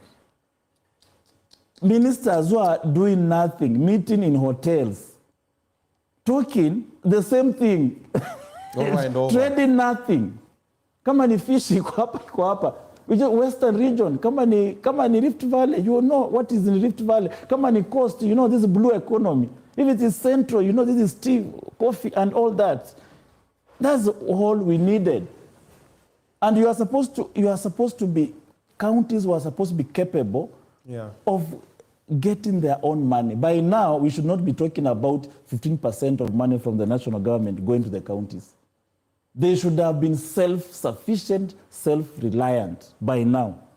Because they collect their own money, they trade, they do what, and they are self-sufficient. What is just coming from there is just to boost. That was the idea of devolution. But we have taken, devolution is now making 47 billionaires, if not trillionaires. So basically you don't really support it? I support, but the way it was fashioned, and probably, maybe the only problem we have is that the people, do you know, have you looked at all governors? Vizuri kabisa. Mimi nimeanza kuwa member of parliament at a young age. Nimeingia nikiwa 29 years. Am I going for retire or I've started my life? I'm starting my life. I cannot, hakuna time ya kupima ama kujoke, because you are actually joking with your own life. If you are going to make a mess, you are going to mess with your own life. So you have to do what is right, because the future is there for you. Do you look at all governors? 99% of governors are retiring. They do other work elsewhere. And then they come and say, let me now vie for governor. And I retire. After now, members of parliament are saying, after 10 years or 20 years, I vie for governor as I retire. PSs, once I've finished doing my PS, I vie for governor as I retire. So Senator, I want to serve as senator, and then I vie for governor as I retire. Even my governor was a PC. So it's a retiring point. See him is running for presidency. It is a retiring. After doing every work elsewhere, then you come and retire. That's why their mind is retired. They cannot develop counties. It was a retirement home. You just called governor retirement home. It is a retirement home. Otherwise, these counties have capacity to even retrieve money back to the national coffers, not the other way around. So basically, yote 9-10 kwa ile tumesema saizi. Unasema wache kukublame wewe peke yako, uko MCA, wewe, women rep, governor na president mmeshikana pamoja. Kila mtu na kazi yake. Caleb amefanya kazi kwa CDF, tick. Amefanya kazi basari, tick. Amefanya women empowerment, you are so, even yesterday. Yeah, by the yesterday you are yesterday. Mulikuwa uko home. Yes, as late as yesterday, I was doing women empowerment. I've grouped women, all women groups in one ward. I've done for one ward yesterday. I'll do for another ward. I'll do for another ward. I have 5 wards. All those wards, before next election, I've done women empowerment. And I'm very strategic. I plan. These are women who are in groups. They are doing small jobs. Okay. 2. They are doing small businesses. 3, some of them are widows. There are what we call chawamama. They do their, women that know how to organize themselves. What I'm just doing is just to collect small amount of money within our meager resources, not government or stolen money, meager resources to empower them. So on Thursday, I'll be there distributing the little we collected yesterday to empower them. And I do it myself. I don't delegate. Okay. I'll be there meeting the women myself to ensure that the money has actually reached them. It's reached them. Yeah. All right. So I wanted to ask you, how come you are not in this party and you kona kina Wamalo, kina Natembea and everybody, and then you just answered it before I asked you. You said you believed in ODM and the ideologies around it. And I've seen all the wrangles that are there between Luya leaders. What's the situation about? Luya leaders, let me tell you where the problem is. And this could be now the end of this Luya thing. Obinna, Musalia Mudavadi for the last 40 years, let me start with him because it's the longest. Okay. He has never become a president because he started becoming a Luya kingpin. Show me one president who started becoming a regional kingpin and he became a president. You see, there is nothing, even if you get 101 support of Luhya Nation, there is nothing on the ballot called Luhya Kingpin. Hakuna hiyo ballot sijaiona. So what are you doing? That I want to become a Luhya Kingpin. For what? There is nothing in the constitution called Luhya Kingpin. There's nothing on the ballot you tick that Luhya has won. Now this is the Kingpin. He has won. There's nothing. That is what they're waiting for. That's what they're waiting for. And that's why they never get it. All you need to do is to stand for president and ensure that you have agenda. You are charismatic enough. You are enthusiastic enough to develop the whole nation.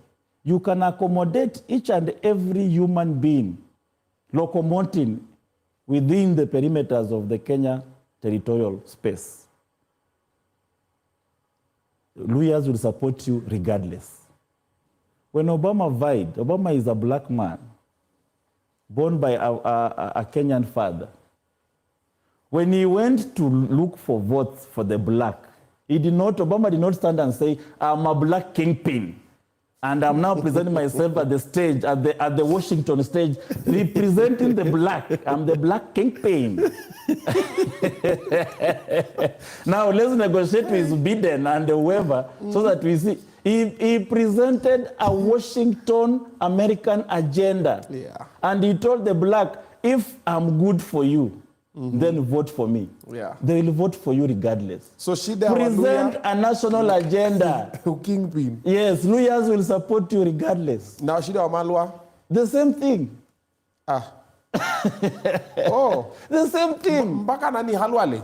The same. They want to become Luhya King. There is nothing on the ballot called Luhya Kingpin. Even William Ruto did not say he wants to be a Kalenjin Kingpin. Even Raila Odinga never said he wants to be. So that is the source for disunity. That is the source. Exactly. Exactly. So wanasema, hata mi nataka kuwa kingpin. Hata mi nataka kuwa kingpin. Even me. Now you'll find so many people struggling hewa. Kitu haiko kwa katiba. Kitu haiko kwa ballot. So what's your take on Natembea's Tawe movement? The same thing. What is Tawe? I've told him we share a lot of ideologies with Natembea. In fact, I'm the only member of parliament who has stood with Natembea when he gets into trouble with law. When he was taken the EACC, wengine walikunja mikia, wakasema files zao zitatolewa because wanaona Natembea on the wrong side. I went to EACC and I drove myself. Kama watanifunga wanifunge. Moja mimi isijalingi, by now you should have known that. I've suffered enough in life. There's nothing bothers me. Even you tell me that the state will kill you, I'm already a dead man. Mtakuwa mnaua maiti. So me, there's nothing I care. Uniambia mtu ako kwa jela, I'll walk there. So I walked there, yes. I said, why are you harassing him? What has he done? Just because he's opposing. How many governors do we have? 47. Kwani ni huyu tu ndiye ako corrupt? You know, I stand for the truth. I'm the only one. There is nowhere else he has a member of parliament who supports him. It is only Caleb Amisi. And he knows it. Okay. But where I don't agree with him is that you can never become a president by singing it away. Wacha kudanganya tena Waluhya. We are doing the same thing, the same way our forefathers have done it. The Englishman said, doing the same thing, the same way, you get the same results. Yeah. Do not start by regional politics. Okay. Present a national agenda. Luhyas will be singing hallelujah as they go to State House. Okay. And they'll vote for you man to man. You don't need to bother with them that you are a disillusioned. By the way, there is nobody, even a Taita, sitting somewhere in Coast, he does not care whether Luhya is poor or not. He does not care. Whether you've never been in the government or not, he does not care. What he cares is the nation okay? Is the government running well? He does not care whether Luhya become a president or not. It is none of his business or our business. Okay. What he cares is, do we have a president of the Republic of Kenya? So present yourself a national agenda Even me in Saboti, Luya supported me. I never told me I'm a Luya kingpin in Saboti. But I got all their votes. Naturally, they'll support you. Okay. So they are making mistake that our forefathers are. When I talk like this, they say, wewe, umeanza tena Luya disunit. They don't want the truth. And they'll fail. Okay. So, hii kitu inaitwa ukweli, eh? Ni mbaya sana. You make enemies by saying, hata sahi nitachapwa sana. Sema, ona, akona kiburi. They start talking. Unaona vile anaongea, akona kiburi. Because they are hiding away. Wataka people love being cajoled. You are the best. Marinate them. Yeah. Ukianza tu kwenda sema, you see, kiburi mingi. Pesa zinamsumbua. They say. But the Bible says the truth shall set you free. The earlier you realize the truth, the earlier you are set free. Yes. Yeah. I think it's a Chinese saying that says something like, if you're on the wrong path, the sooner you change direction and start going back the right direction, is the better for you. The faster you get to your destination. Yeah, but if we just keep, we're on the wrong one, like you just keep moving. That's what has condemned him. Unaona mimi natwanga mzale zia tena mchukia. He's a good man, a gentleman. But anamwambia nyinyi watu, you've never realized your mistake. For 40 years, you are doing the same thing. And you are lying to somebody that you will ever become a president. You will never, because you are in the wrong track. Is that how Uhuru became a president? No. Is that how Raila became a prime minister? No. Is that how Ruto became a president? No. But Raila is a kingpin of the Luas. But naturally you become. Naturally, you don't need to keep. Maisikia akisema mimi sasa kuna munda mwenye ananipinga kama kingpin ajitokeze sasa hivi tumenyane. Have you ever heard him say? Because there is nothing like kingpin. There is nothing. You just nini's into it. You morph into it. They'll just support you. They'll just morph. There is what we call the political belonging. When people see, huyu ni Mluya wetu, you'll not even need to spend a minute to tell them. Hata mimi sijaisema mimi ni kingpin wa online. So unaona sasa. Na ndio hiyo sasa inakujia tu. Inakuja. Nimesema mimi ni kingpin. It just comes. Hebu jaribu kusema sasa uone vile zitashuti chini. No. Mtaanza kupigana sasa kingpin kwa kingpin. Yeah. Speaker Wetangula, what do you think about him? Is he doing a good job? As a speaker, yes. Okay. Yes. Give it to him. Okay. He's learned. He's a bit, of course. Let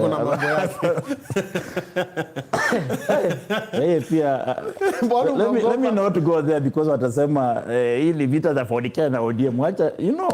Politics, everything you say. Sasa umeogopa tena. I thought everything you say. You fear nobody. Sometimes you just leave. Sometimes when you argue with fools. Sometimes. Where? You can't. Unafika tu mahali unanyamaza unasema okay, let them have their day. Because how people reason outside here. Unashangaa. Are we supposed to live the same life?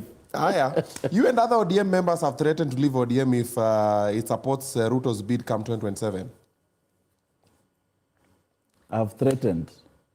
Ukusema mahali utachomoka. Threatened ni lugha ya media. Okay, do you know what it means threatening?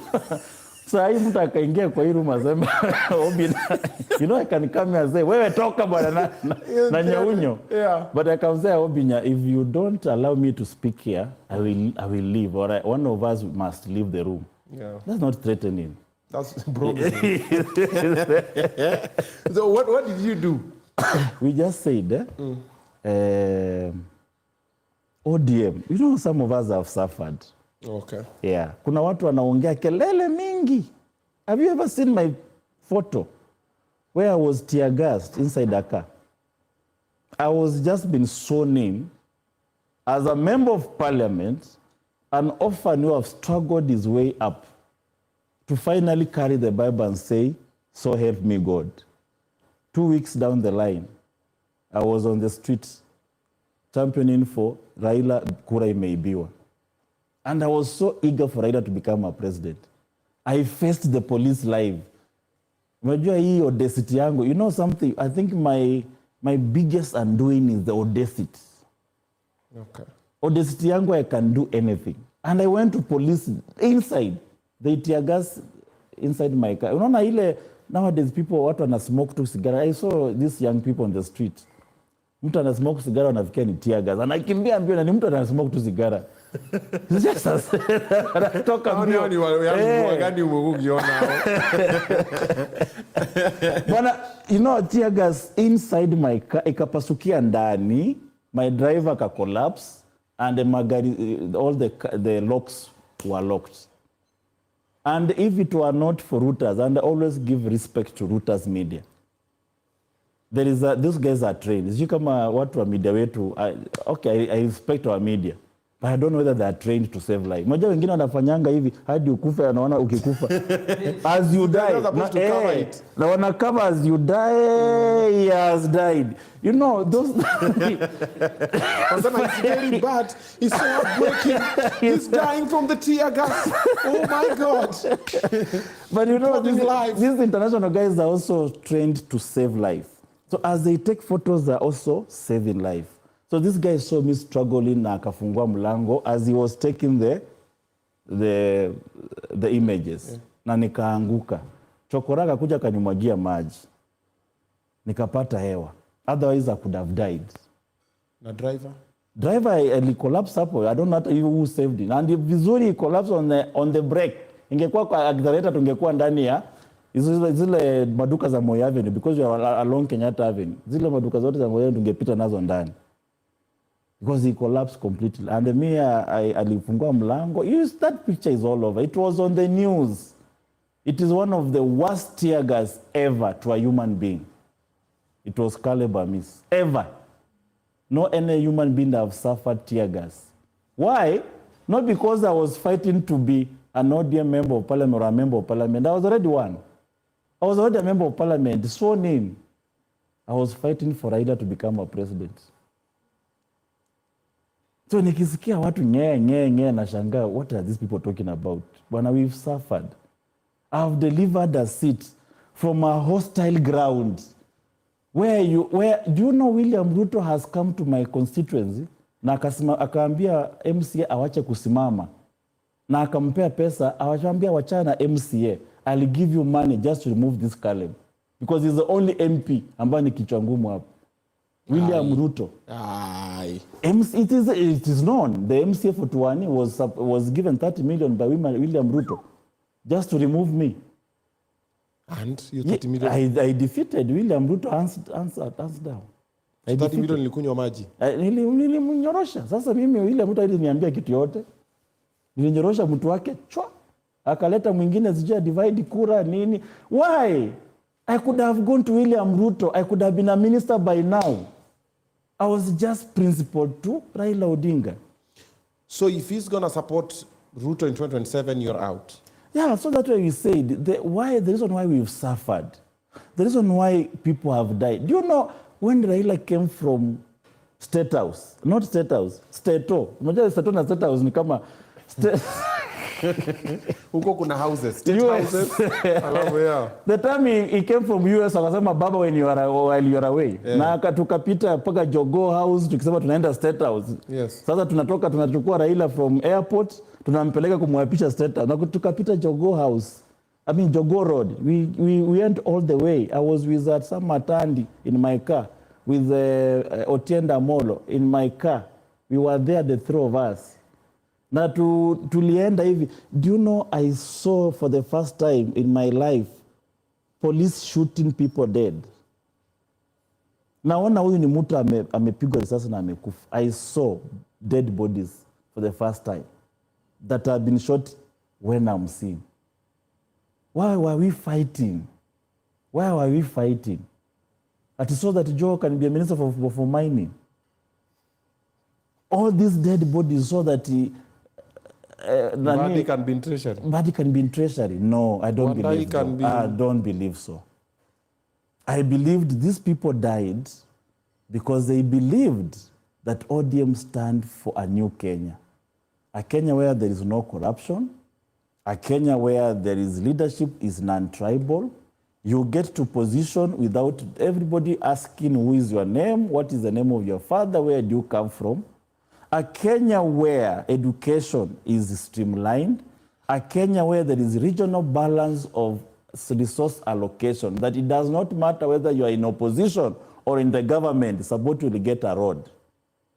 And a Kenya where every Kenya will feel that I'm a Kenyan.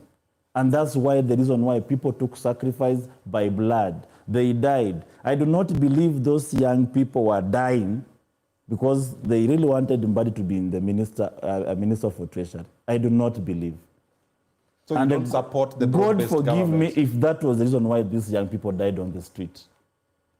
And God forgive me if this is the reason why these young people have been on the street. Do you know how many people have suffered in the street while I'm seeing? Because I've been in the street. But just that people watch, wanasema mnatoka kwa mkutano, wanasema tunaenda kwa street kesho. Alafu anajifungia kwa room, wanaanza kuwatch TV. I have moved out of meetings in Azimio where you plan together. Na unajipata kwa pekao kwa street. Me, I have been on the street. I have suffered real time. These people, in fact, waambie tu kuonyesha tu hata picha moja tu. Umeona picha moja hata ya Joe akipigwa tear gas. Moja tu. Hapa siwezi bwana. Siwezi enda baba. Hapa siwezi bwana. Siwezi. Hapa bwana.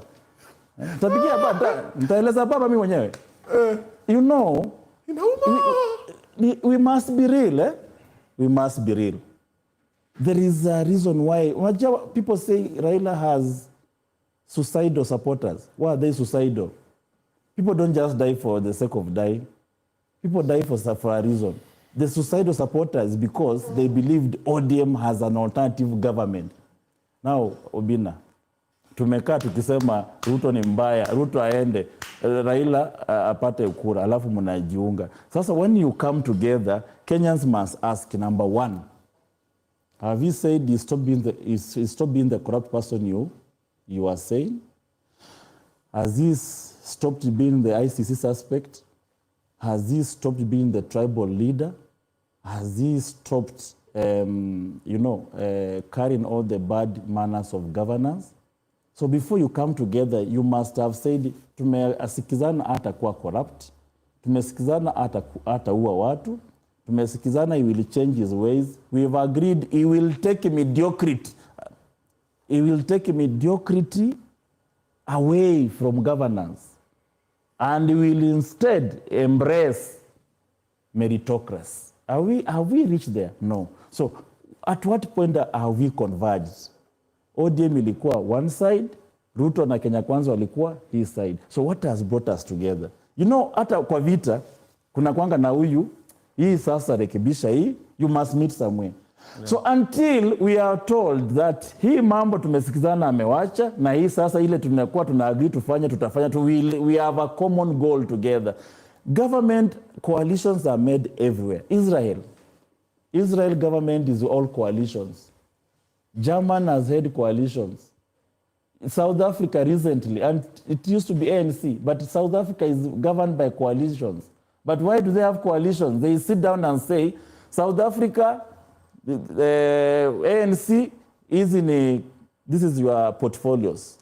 DA, this is your portfolios. Where do we meet? We are supposed to achieve this. Then they meet somewhere and they make a coalition. Did we do that? If we didn't do that, maybe I was asleep. I don't know. Maybe kuna news. Kuitwa kwa meza? Meza gani? Mimi I don't want to be on a meza. Kwambiwa now as ODM we're going to go in coalition with this government like this. No. What is tukatumu kuambiwa tuko ndani? Yeah. So basically you are against the broad-based government. It's not against the broad-based government. Yeah. It is that what are we together to do? You know, Saturday I have suffered. Yeah. So it must have a reason. Why did I? You know, I could have been a member of parliament for Kenya Kwanza very easily. In fact, I will not even have used so much money. Ningekuwa hata MP wa UDA, by the way. By now, hata maybe ningekuwa nimeresign. Hii kiti ya huyu MP wa Meru, I could have been a minister by now. I mean, William Ruto loves young people. I'm telling you, it is only ODM that does not love young people. But the ODMs don't love. You see the people that are fighting. They are fighting Caleb, they are not fighting Oparanya. They are fighting Sifuna, they are not fighting Ososi. They are fighting Baboino, they are not fighting Kaluma. ODM does not like young people. I don't know why. But Ruto, on the other hand, embraces young people. That's why he wins. Ruto took the control of Rift Valley by taking away old people. He took Oscar Sudi, he took Keter, he took Cheruyot, he took Sang, Murkomen. Do you know these are the people Ruto molded, young people who had come from campus, have nothing. Na akatoa all the old guys of Moi regime. Do you know how rich those people were? And that's, Rift Valley was predominantly Gideon Moi's heritage. That is inheritance. But Ruto managed to take out of this old guard what we call the oligarchs, the oligarchical society. Na akachukua young people. Young people are very lethal in politics. They are very lethal. So I don't know why, this is the reason why ODM does not succeed, because wewe ni kijana mdogo, watu wanakupiga vita. Ati kale mwataka kuwa cheo hapa, wow, na hii umri mdogo hapana, huyu hastahili. Supposed to be an old system. But William Ruto embraces young people. Sasa unaona sasa alichukua Rift Valley akatoka nayo. Akakuja Western. Did you see him walking with Mudavadi? No. It was Raila who was just struggling. Mudavadi trended. Akilala akimwamsha. Akilala tu amuka, wake up. Lakini by the time Mudavadi is waking up, William Ruto is with Didymus in Bungoma. Wamesha address rally mbili. Na jamaa sasa Raila ndio anaamsha Mudavadi, twende. By the time William Ruto ametoka Kabuchai my friend. Alafu unasema utachukua serikali gani? You have to change your ways. And you cannot, ukwezi nyamelanga serikali ati you cannot just sit there that, tunapanga vile tutaingia kwa serikali. No. People believe in you taking the government as a whole, not in a coalition. Okay. Quick question. You are in ODM. What is happening inside ODM? There's a couple of people who are like, some members are like, hey, Sifuna kidogo tricky, but Baba comes out, defends Sifuna again. What's happening? Baba is trying to be a Baba, Okay. Baba is trying to be, people are reading so much. You see, like me, I don't, wameshanizoea, wameona huyu sasa ni, I think that if they were to remove me, they always tell me they'll remove me from committees. Of course, I've been denied to be a PAC chair. Do you know, I was announced during the Gen Z time. Yeah. They announced the cabinet. Wakatoa Oparanya, wakamweka hapo on behalf of Western. Then Baba told me, at least for young people, let's have Caleb. Because young people are crying, we can't see the face of youth. Akaniambia, let's put Caleb as chair of PAC. And then I was announced in broad daylight, mbele ya media, hizi kamera zote zikiwaka. Watu wakashangilia huko Kasaboti wapi. Watu wao mageto boys hao walifurahi sababu tutakula poa. They just excited to see their boy ameannounziwa at least something. Then all of a sudden unaambia no, tumechange, there's somebody else. You should not have even announced me. Was it unnecessary? Yeah, was it yes. The car then exactly. Was it important? Why announce me then? Did I put a gun on you to announce me? No. Yeah. Why parade me in the media as a chair of PAC? Then baadaye unaniambia sasa decide. Why? Was it necessary? So who told you are no longer in PAC? I was just called with the ODM, this ODM hangers around, This I'm looking for an English word. I don't know how I can call them, but that is the best hangers around. ODM. People who pretend that they are the drivers of Baba.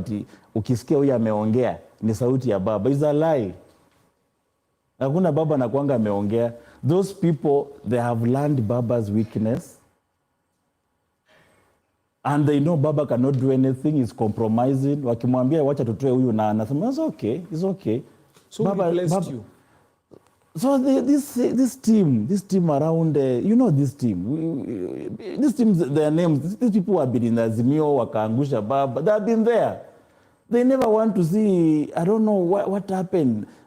They benefit out of Baba, but they spoil for him to achieve his dream. And I pity this mzee bwana. For all these years he has been fighting for a space to just be a president. Alafu watu wanamharibia. And you know, him is not like Ruto, he will punish people or push away. Ananyamaza tu anasema accommodate everybody. So what is happening now is people are now tired of these hangers around. People should not confuse what Sifuna and Caleb is talking to be fighting Baba. But Baba has a respect. You can't take it away. For being jailed for 8 years, not because they had stolen somebody's sugarcane, because he was fighting for the Republic of Kenya to be a free democracy, freedom of speech, social justice, things that we enjoy now. Yeah. You cannot beat that history. In fact, in some countries, like in America, the names of J.F. Kennedy, if it does not come out of a presidential speech, you will not win presidency. In South Africa, the name of Nelson Mandela, if it does not come out of your presidential speech, you cannot win presidency. That is now Raila for you. He has a history space. So nobody is fighting that. He has all the respect. The problem is that people have surrounded them. And those people, some of them have joined the government and they have left them in the cold. Yeah. So you think them joining the government, he does not know about them joining government? He knows, but there's nothing he can do. He cannot come and say in the public and say, how can Baba come and say, you Joha Meniruka? Can he do that? Silas Amandos is asking something very interesting here. Is ODM party really democratic currently? What is democratic party? Yeah, that allows people to make decisions, that the decisions are not made by a few individuals. Just democracy, the same way in the country. Decision is made by everybody. People cast a vote. Why ODM? Why because not of the rankles you guys are having? Yeah, that's where you go wrong. Yeah. You know why people beating Caleb in Saboti? Because he's doing something nice. A tree with fruits, it receives the most stones. Okay. ODM is doing something that is right. That's why people are hating. Why are they not doing to UDA? Is UDA democratic? So ODM is doing something that is right? Let me ask, is UDA democratic? I'm not a member of UDA. I don't know. Which party are you? I'm not in any okay, party show me a moment. party that is democratic. No, it's a question he's asked here. I'm answering the question indirectly. And this is why people go wrong. Let's compare with Ford You know what? You know, okay. You see? To be big enough for Kenya. So no, is it democratic? So what is a democratic party? You know the reason why they're hitting ODM? Let me tell you, I may not agree. In fact, the reason why I don't agree with ODM, not because I hate the party. Yeah. The party is one of the best organized with the structures, something that you can call a party. Yeah. But that's the reason why people are hitting it. People will not talk about UDA, they don't talk about Ford Kenya, they don't talk about DAP, chap. They don't even talk about TNA or Jubilee. They'll talk about ODM because hiyo ndio chama inaonekana. It is what shows like this is a resemblance of a democratic party. So that's why they're hitting it. By the way, democracy is not the perfect form of governance, but it's the best you can have. It is the only one. It is the only one that is close to perfection, but it's not the best. So do not expect democracy to be the ideal form of governance. Tumekupata. Atuli bada ODM? Actually, I don't have, I'm a member of ODM. On that list, I've never seen the name of Atoli there. Yeah, not Atuli. Atuli anakuanga chama gani? Ya wafanyikazi mimi. Hiyo si chama. Hiyo ni chama. Now let's come to the elephant in the room. Now I want us to talk about this government, the current regime. So let's start at the top, man. You start to see on a bottom up, rather than up to bottom. What is the problem with the president? Lies. Does he have a problem? Yeah, big one. Okay. A big one. Which are? He lies too much. Okay. Unadanganya hata mrembo ukimdanganya mara mbili mara tatu anasema hii ni jangili ya mtatu. Danganya once, twice. Ngine pia fanya, si ndio? Okay. Lies. Like, when people started seeing your lies, you stop. Sema, wameona, wacha tu adjust. Ni kama sasa umepata mtu ameingia hapa ukapata mwizi kwa nyumba. Amekuona ameonana kwa macho but he's still stealing and he's parking na huko na mwenyewe umeingia. Okay. You know, people have realized that you are lying and you continue lying. Then beyond there they think now you are a mad. That is the biggest problem, number one. Number two. Okay. President was a good politician, but he was not to head any serious government. He was not. Do you know how there is a book called Why Nations Fall. Why Nations Fail, I think that is the title. I'm a Seglo, somebody. Why Nations Fail. Okay. That book, ukitoka hapa, I don't know whether you read books. Yes, I do. Go and read that book. Why Nations Fail. It starts from leadership. Do you know why Singapore is where it is? They are called Asian countries. Singapore, Taiwan, Malaysia, Indonesia, South Korea, Philippines.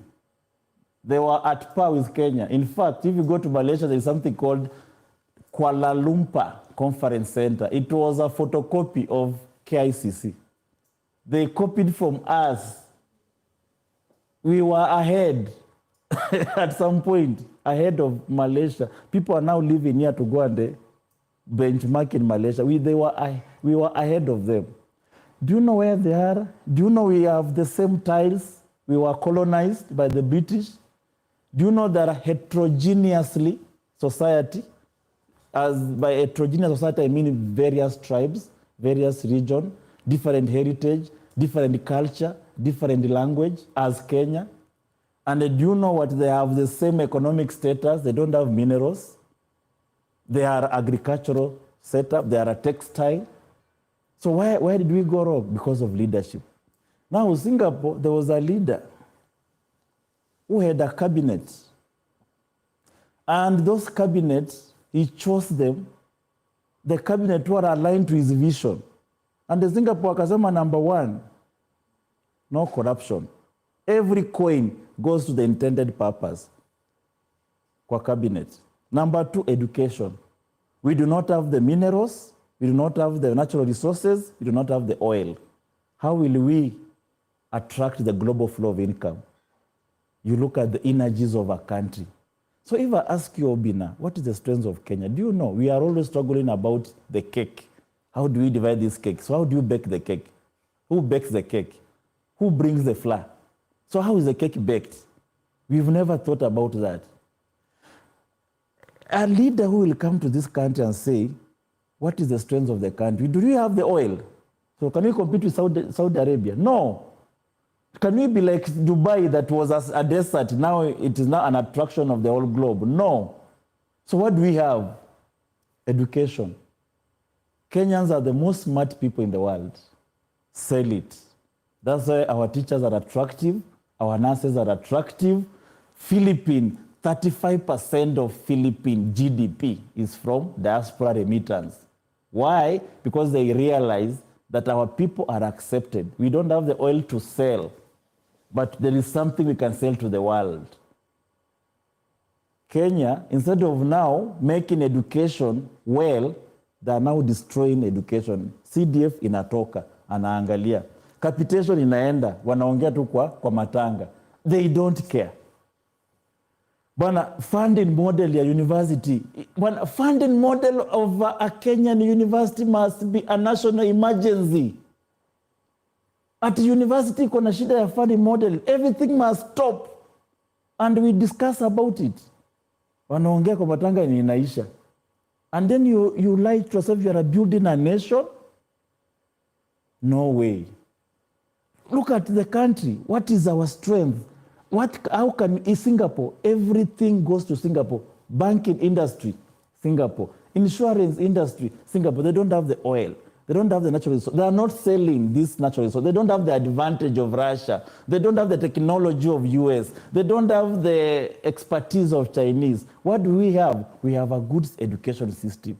We have a corrupt-free environment where a bank comes and is set up here and they knows nobody will walk out of county hall and they come and tell him, give me kitu kidogo and wake up a bank. They know already. That's why it is attracting banking system. It is attracting insurance. What does that mean? The flow of income to that country. And what happens? The country grows. All the headquarters of the mega corporations, global corporations are in Singapore. The entry point of East Africa is Kenya. That is an advantage already. This should be the center of attraction, that all the direct investments must come here. FDI, this should be the center of FDI, foreign direct investments. We are talking about youth population. On Gen Z. Gen Z. This is a problem China has grappled with.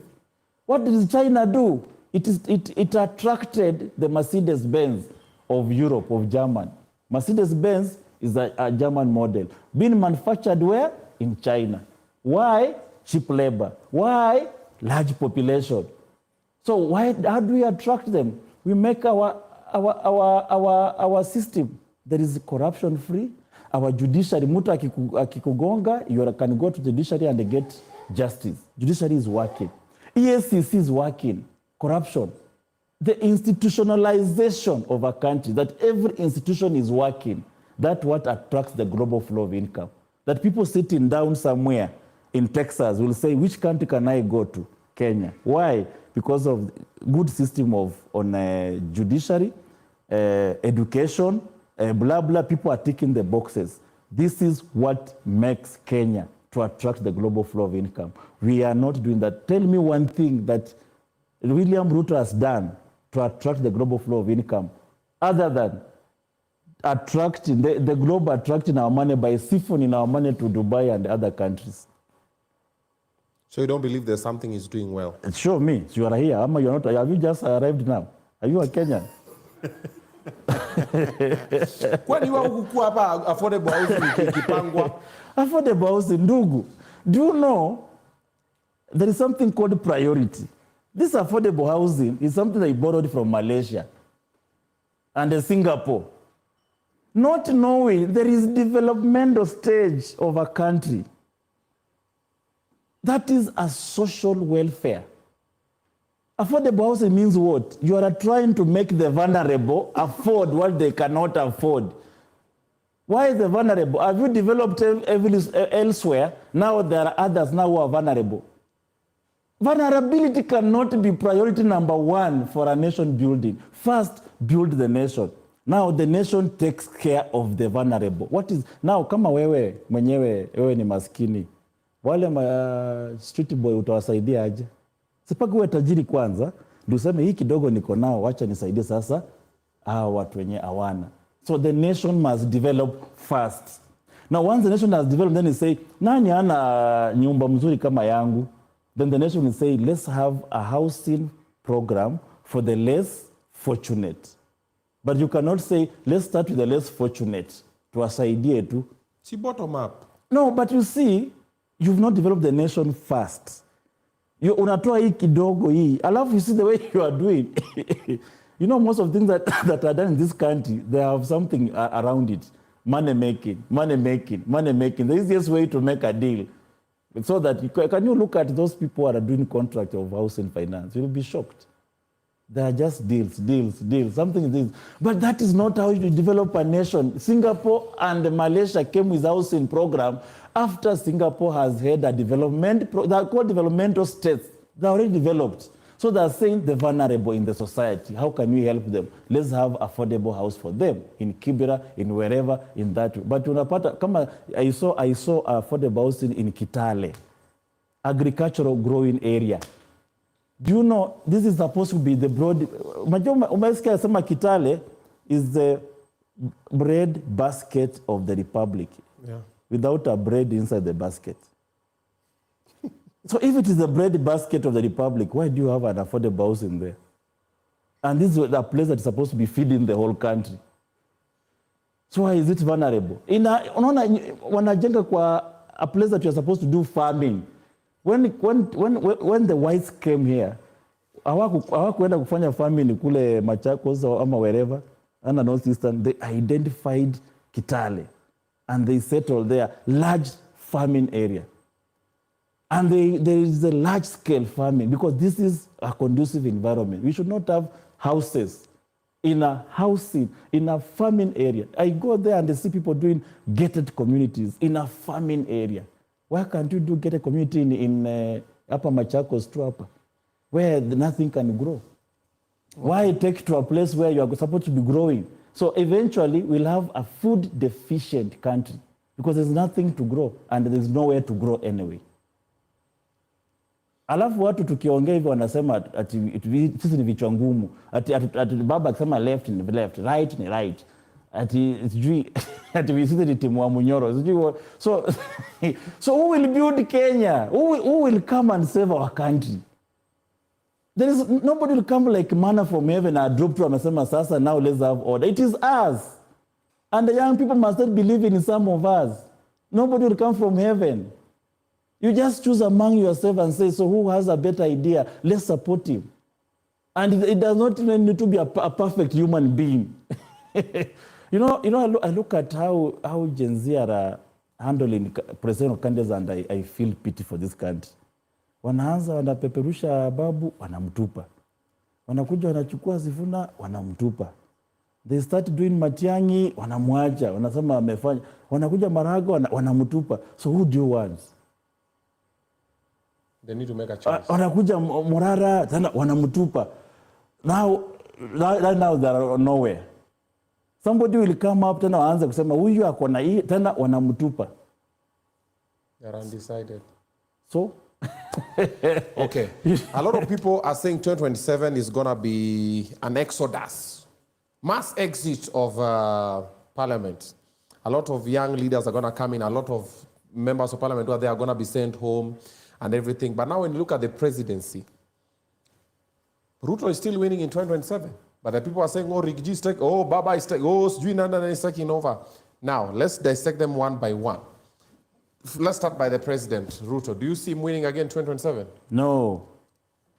He won when he's already out. He was not in government. All the resources and the systems were against him and he won. Wrong. Right now, he has everything. In fact, yes. I wish I was a presidential candidate now. I think this is the best time to be a presidential candidate. Okay. Because we have the easiest person to defeat. The easiest. You know, we do not have that, in the political wherewithal, ile circles or oligarchs, the bourgeoisie, to support us. But this is the right time to become a presidential candidate. Why? And I hope you are listening carefully. Clearly. William Ruto was a member of YK 92. Okay. Sijui ulikuwa wapi. And you know the amount of money that was on that system. He has been a minister for agriculture. He has been a minister for education. He has been a deputy president for 10 years. 10 years. A presidency where we are told he was actually running that government, in essence. Alafu nataka kusema ati walimutoa aje. And he campaigned for 5 years as a deputy president with all the state machinery, with all the resources allocated to the deputy presidency, and all the network accumulated from Moi's time up to now, and he only won by a mere 200,000. That is the easiest person to send home. The easiest. That is all this history. Do you know where I came from? From being an orphan. Do you know there is nobody who can stand here and say, I brought this young man. I was never in YK 92. I was never in Moi government. I have never served in any cabinet. And I'm a member of parliament twice. I'm more dangerous than William Ruto. Extremely dangerous. I'm more lethal. That, with all that that space in government for all these years. Since my time nikikuwa primary, he was a minister. Alafu nasema ati hakukuwa na advantage. And he could only gather to ati amewin na kura 200,000. Now, remember, in every presidency, 40% will always be against the government. Now, those people who are always against the government, always, after during Moi's time, the people who are always against the government. Uhuru's time, people were just always against the government. Now, all those people, he carried them. The people who are predominantly Raila's support. But he could only win by 200,000 votes. With all the anti-government force. Anti-government force, but you still have the government resources alongside. And you only win with 200,000 votes. But nipeni mtu nimpeleke nyumbani bwana. Mkipenda. This is the easiest person to take home. It's the easiest. Is Baba gonna be in the ballot 2027? And if he's there, can he win? I think, honestly speaking, with all the due respect, and the Baba knows I love him so much. In fact, by the way, forget about these guys like Nakaluma saying, Baba is right. They don't love that mzee. Wanasemanga even ndio washinde kura. They don't. But actually somebody told me, Caleb, you love Raila more than the Luos. They don't. They only do that. Do you know what it means to bring an ODM from where I was? That means love. There is nothing else. But for now, mzee amepigana tangu baba zetu our forefathers, amepigania our great grandfather, our great grandfathers, our fathers. Saa hii tumezaliwa ati tena tupiganie? Hapana. Hapana. tena watoto wetu tumeza tena wapiganie. Let's give Baba a rest. Usapumzike. Yeah, wacha tu Baba, he has done his part in this Republic of Kenya. Okay. He has a history. Okay. He has a commendable job. The name will never get out of the history books of the Republic of Kenya. Allow Baba to have a rest. Okay. The young people, Baba cannot fight for you up to infinity. Okay. This is a time for young people to rise up, to fill the space, and have a new caliber. That's why we call it a renaissance. Okay. Renaissance means renewal, rebirth. Okay. Yeah.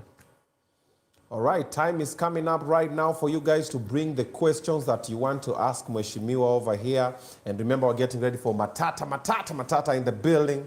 Watch out to vibe now. Next, our last guest for right now is already 4 minutes past midnight. Hey, we've been talking to Mhesh for 3 hours. 3 hours? The video make how long?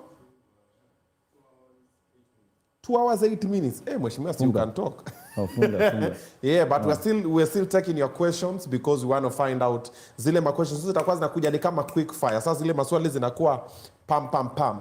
All right, while that is happening, I just want to let you know that there's a new concept that I'm developing and I want you to be part of it. I'm doing apologies on your behalf.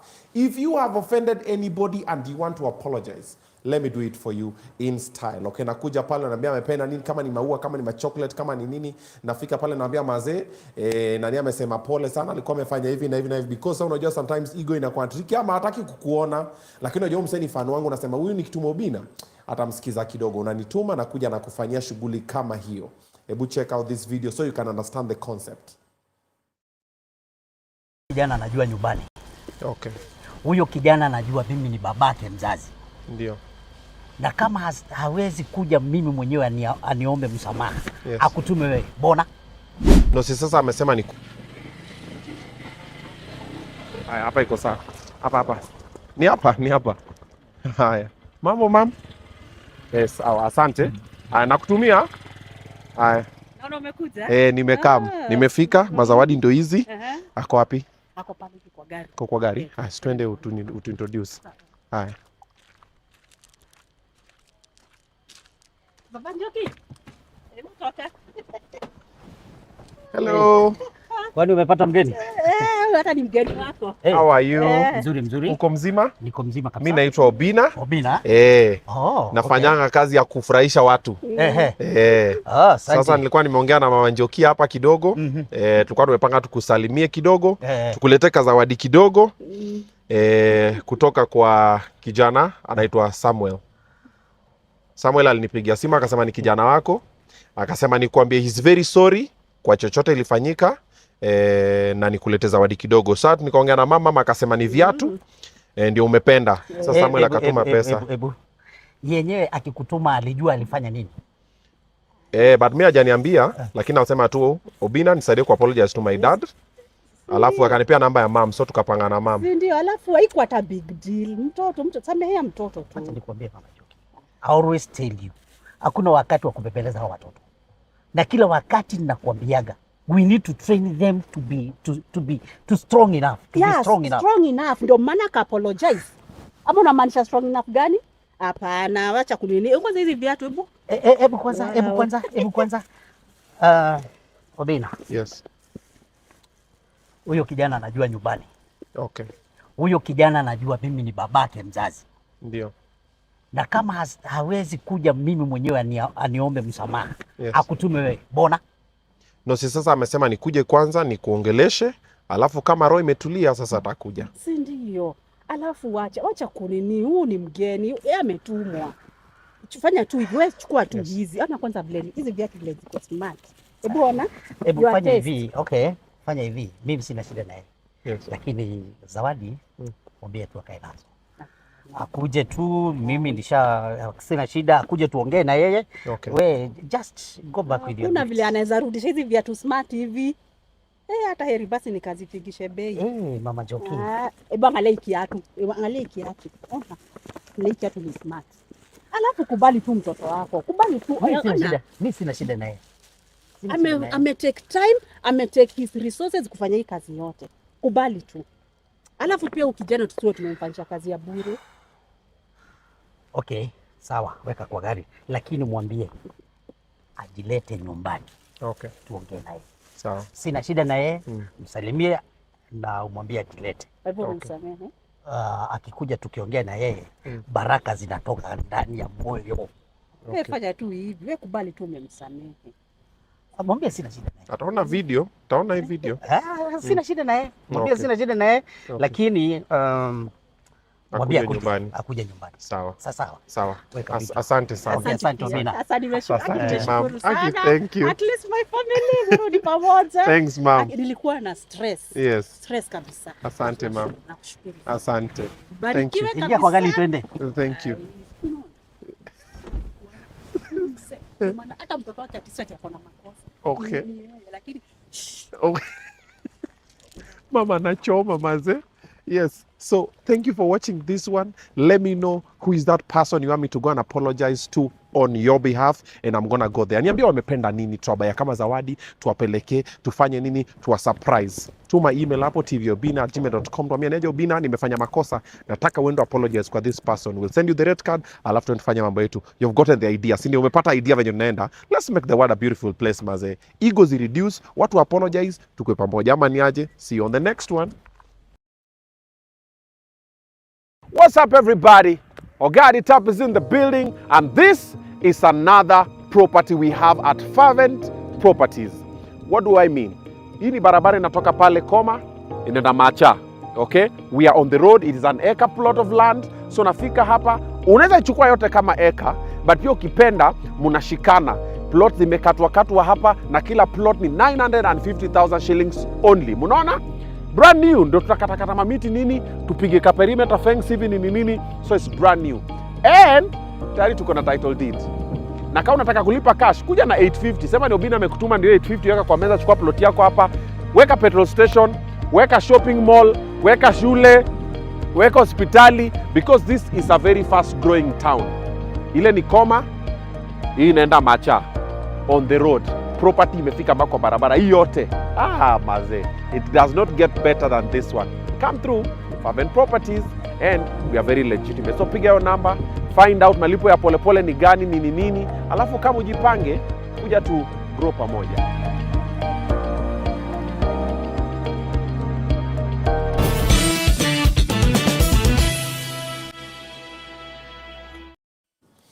All right, welcome back, welcome back. Next up, we have Matata coming through. But for now, what I want you to do is to subscribe, Maza. You cannot be watching this show and you have not subscribed. And when you do that, you can alert Fervent Properties so they can get to hook you up with a plot of land. And I'm telling you, they're credible and they're trustworthy and their title deeds are ready. We're having Mheshimiwa Caleb Amisi. Now it's time for the quick fire. Zile maswali munataka kuuliza, nataka munauliza na mimi ninazisema na anajibu teke teke. Number one, do you trust IEBC? Nobody trusts a referee as such until you win the game. IEBC is no exception. Okay. Yeah, so until they conduct the match. Okay. Yeah. Okay. 2027, are you going back to MP again? Or are you moving for governor? Yes, there's a lot of pressure for me to vie for governor. Yeah. I'm also consulting my brother Natembea. Okay. So that if he goes up, fine. I'll have no option but to accept the will of the people. Okay. But if he maintains, then I'll give him his time and I'll maintain to be a member of parliament. Okay. But of course, I'm going to play a lot on the national stage. Okay. Nasema nikuulize Orengo wako wapi? Eric Kichuku. Waulize bibi yake jameni. That one they can just ask the wife. Richie Clips, ask him about Riggy G. What's your take on Riggy G? Can he win the presidency? No, Riggy G cannot. Riggy G was messed up by Ruto. You know, he served as a one-term member. Hiyo one term, yeye ndiye alianza. Nasema tu one term, lakini yeye pia aliserve one term as an MP. So there is little that he had gained out of governance. So he got from nowhere to be a deputy president. So he got excited and the Ruto used him properly. He messed him that every bad thing of government, he was one saying, shareholding anaenda anasema, Kabila anaenda anasema, tutafukuza Raila kwa State House anasema, you know, abusing Uhuru and abuse. You know, he was a backing dog and he was used. By the time he realized he's been used, then he got an impeachment. So that one alone does not make him a credible candidate because he's coming from, he's coming from bitterness. Okay. And not from a person who has a national agenda, especially because he spoiled his image by coming at the national stage as a tribalist. Okay. There's someone who's saying, bravo, bravs. Obinna is not a question, but more of an upload to Mheshimiwa. I like how he's supporting my TCMC Obed Mwale. And then also we have Dr. William is saying, Honorable Caleb, what specific policy measures or motions are you sponsoring in Parliament to address the cost of living crisis, and when should Kenyans expect a tangible relief? Kenyans expect a tangible relief from Member of Parliament of Saboti, not from William Ruto. Yeah. Food crisis. The cost of living crisis. You elect Ruto and then you want Caleb to sort out your problem, surely. Umesema ni shida yao. That should be the problem of the government, led by William Ruto. Oh, wow. Noel tells, is Kenya stuck in tribal politics or is there a foreseen shift? By the way, this is normally a very big thing. Tribal politics is there for some time. Okay. Yeah. The people must just come to realization that Africa was not mature for democracy. Okay. It found us already ethnicized.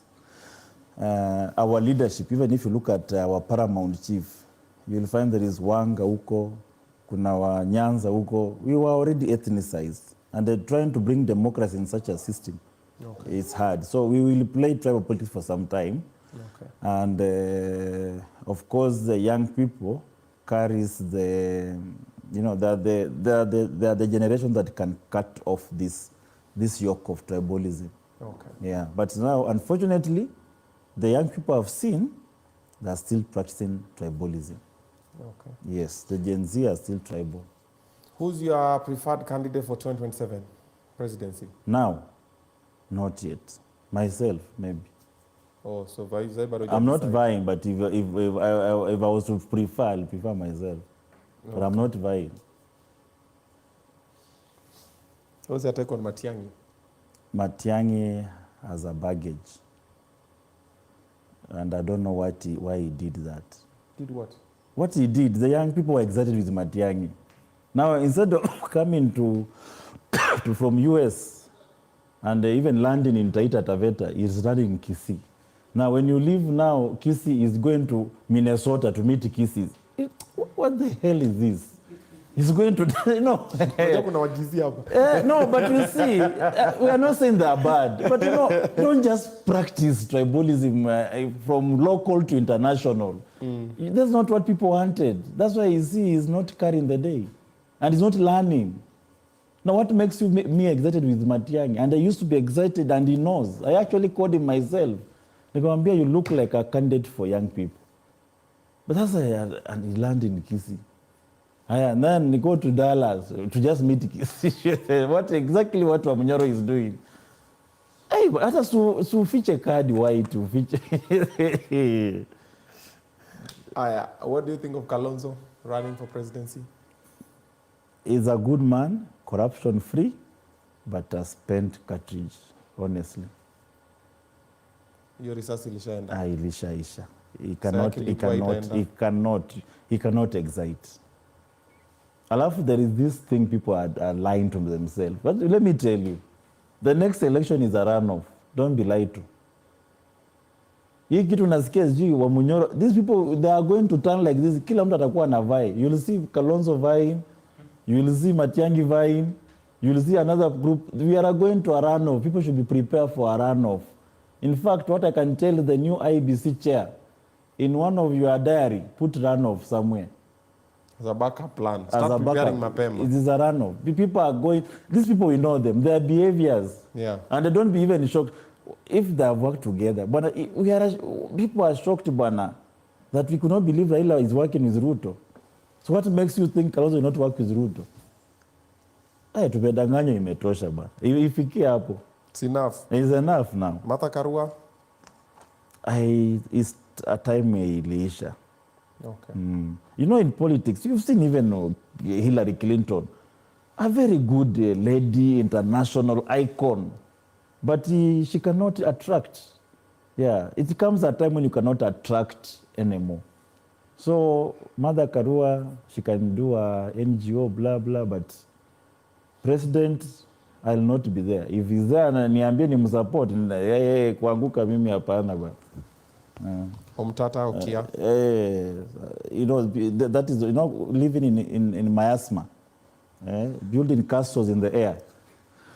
Oh, wow. Okia Omtata is building castles in the air. My friend, we've been there. We've seen it all. Why can't Omtata win presidency?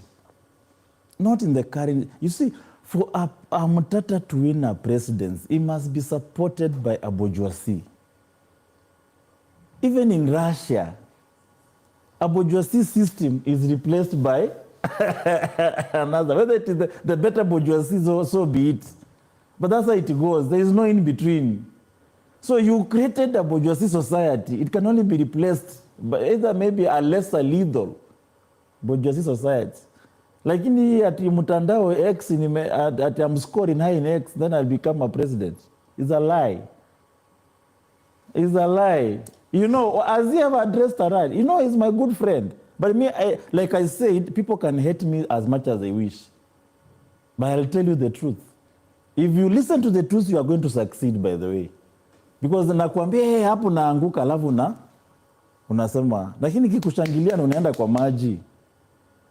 So the truth is that the current system as it is, until this Moi regime goes completely, yote. Tricky. The Moi regime, yote. And you know what when I call the Moi regime, you know them. It is actually the entire political class, including Baba. He also served as Moi. Yeah. So until it goes, now you'll have Mutata coming up, Maraga, you know, you can have a freshness. Okay. Yeah. Na Salazia by the pia mdirisha huko ndani. Pia jokes.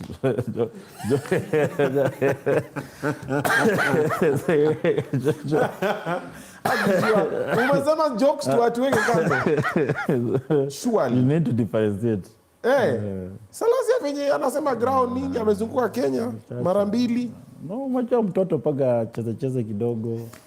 You know, you give him the space. Alan, alafu either tembea ama wewe kilema, you know. So let him play, but if we are talking about national government, no. Okay. We also have the other Luya, nani? Ganja farmer. Wajakuis. But you saw, see, even ndio alianza tu kama Salasi. Ama tuko tofauti kweli? Lakini ukiwaambia wanakasirika, wanaona wa support. Unajua there are some, you see, this is not showbiz. Unajua hapa mnaweza chekesha watu kwa music. Unajua a musician is not the same as a politician. Yeah. You can see even US. Musicians wanajaribu kupiga kura na kina waendi mahali. Yeah. When it comes to leadership of a nation, there are factors people look at. Yeah. Kebaso? Tuliona hata aliepa kwa scene. Alitoroka scene. Mambo ilikuwa mingi. Alitoroka. Maji ilizidi unga.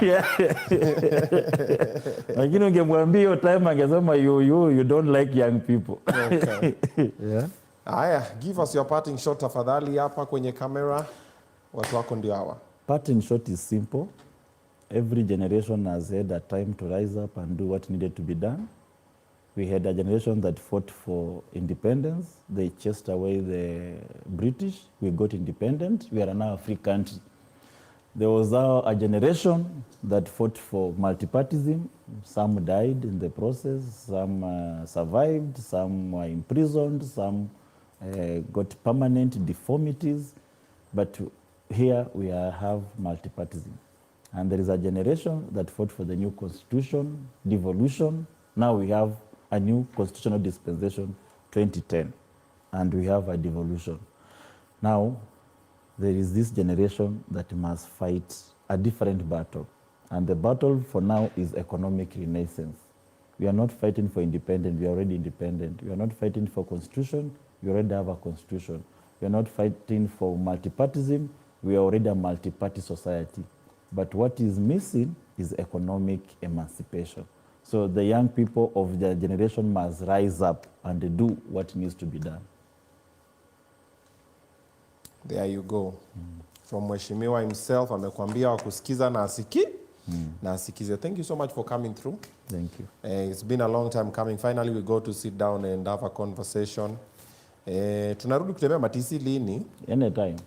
Lakini mkuja na helmet bana. Unaona vile iko No, nikiwa na wewe tuko safe. No, bora mkweli. Ukikuja unajifanya tu mjanja unatembea kitu yako. Mimi siwezi enda huko bila wewe. Unapigia mimi basi. Nenda na wewe huko kwanza tunapanga. Tunatembea Kinoo niko naye soma basi. Tutatembea vizuri. We do a couple of empowerment projects for the young people. Please do. Let's have please do, and I welcome you there. Especially talent. Yes. Me, I'm very passionate about talent. It is one of the richest places in talent. People don't know. Twende huko mazetu hata huyu Jalango huyu. Yes. Is a product of Mitume. Yes. Hapo Kitale sana. Talk of football, talk of music, that is an area. Comedy. Yeah. Let's plan what Matisi, my young men were coming through. We'll discuss with Mwesh, we see what's possible. Yeah, we come and do some things together. Thank you for watching this one. I'm seeing you guys the next 5 or so minutes, maybe 10 minutes with Matata. They are here, zile maswali zote na vibe. Sasa tuanze kucheka, tumaliza sasa serious.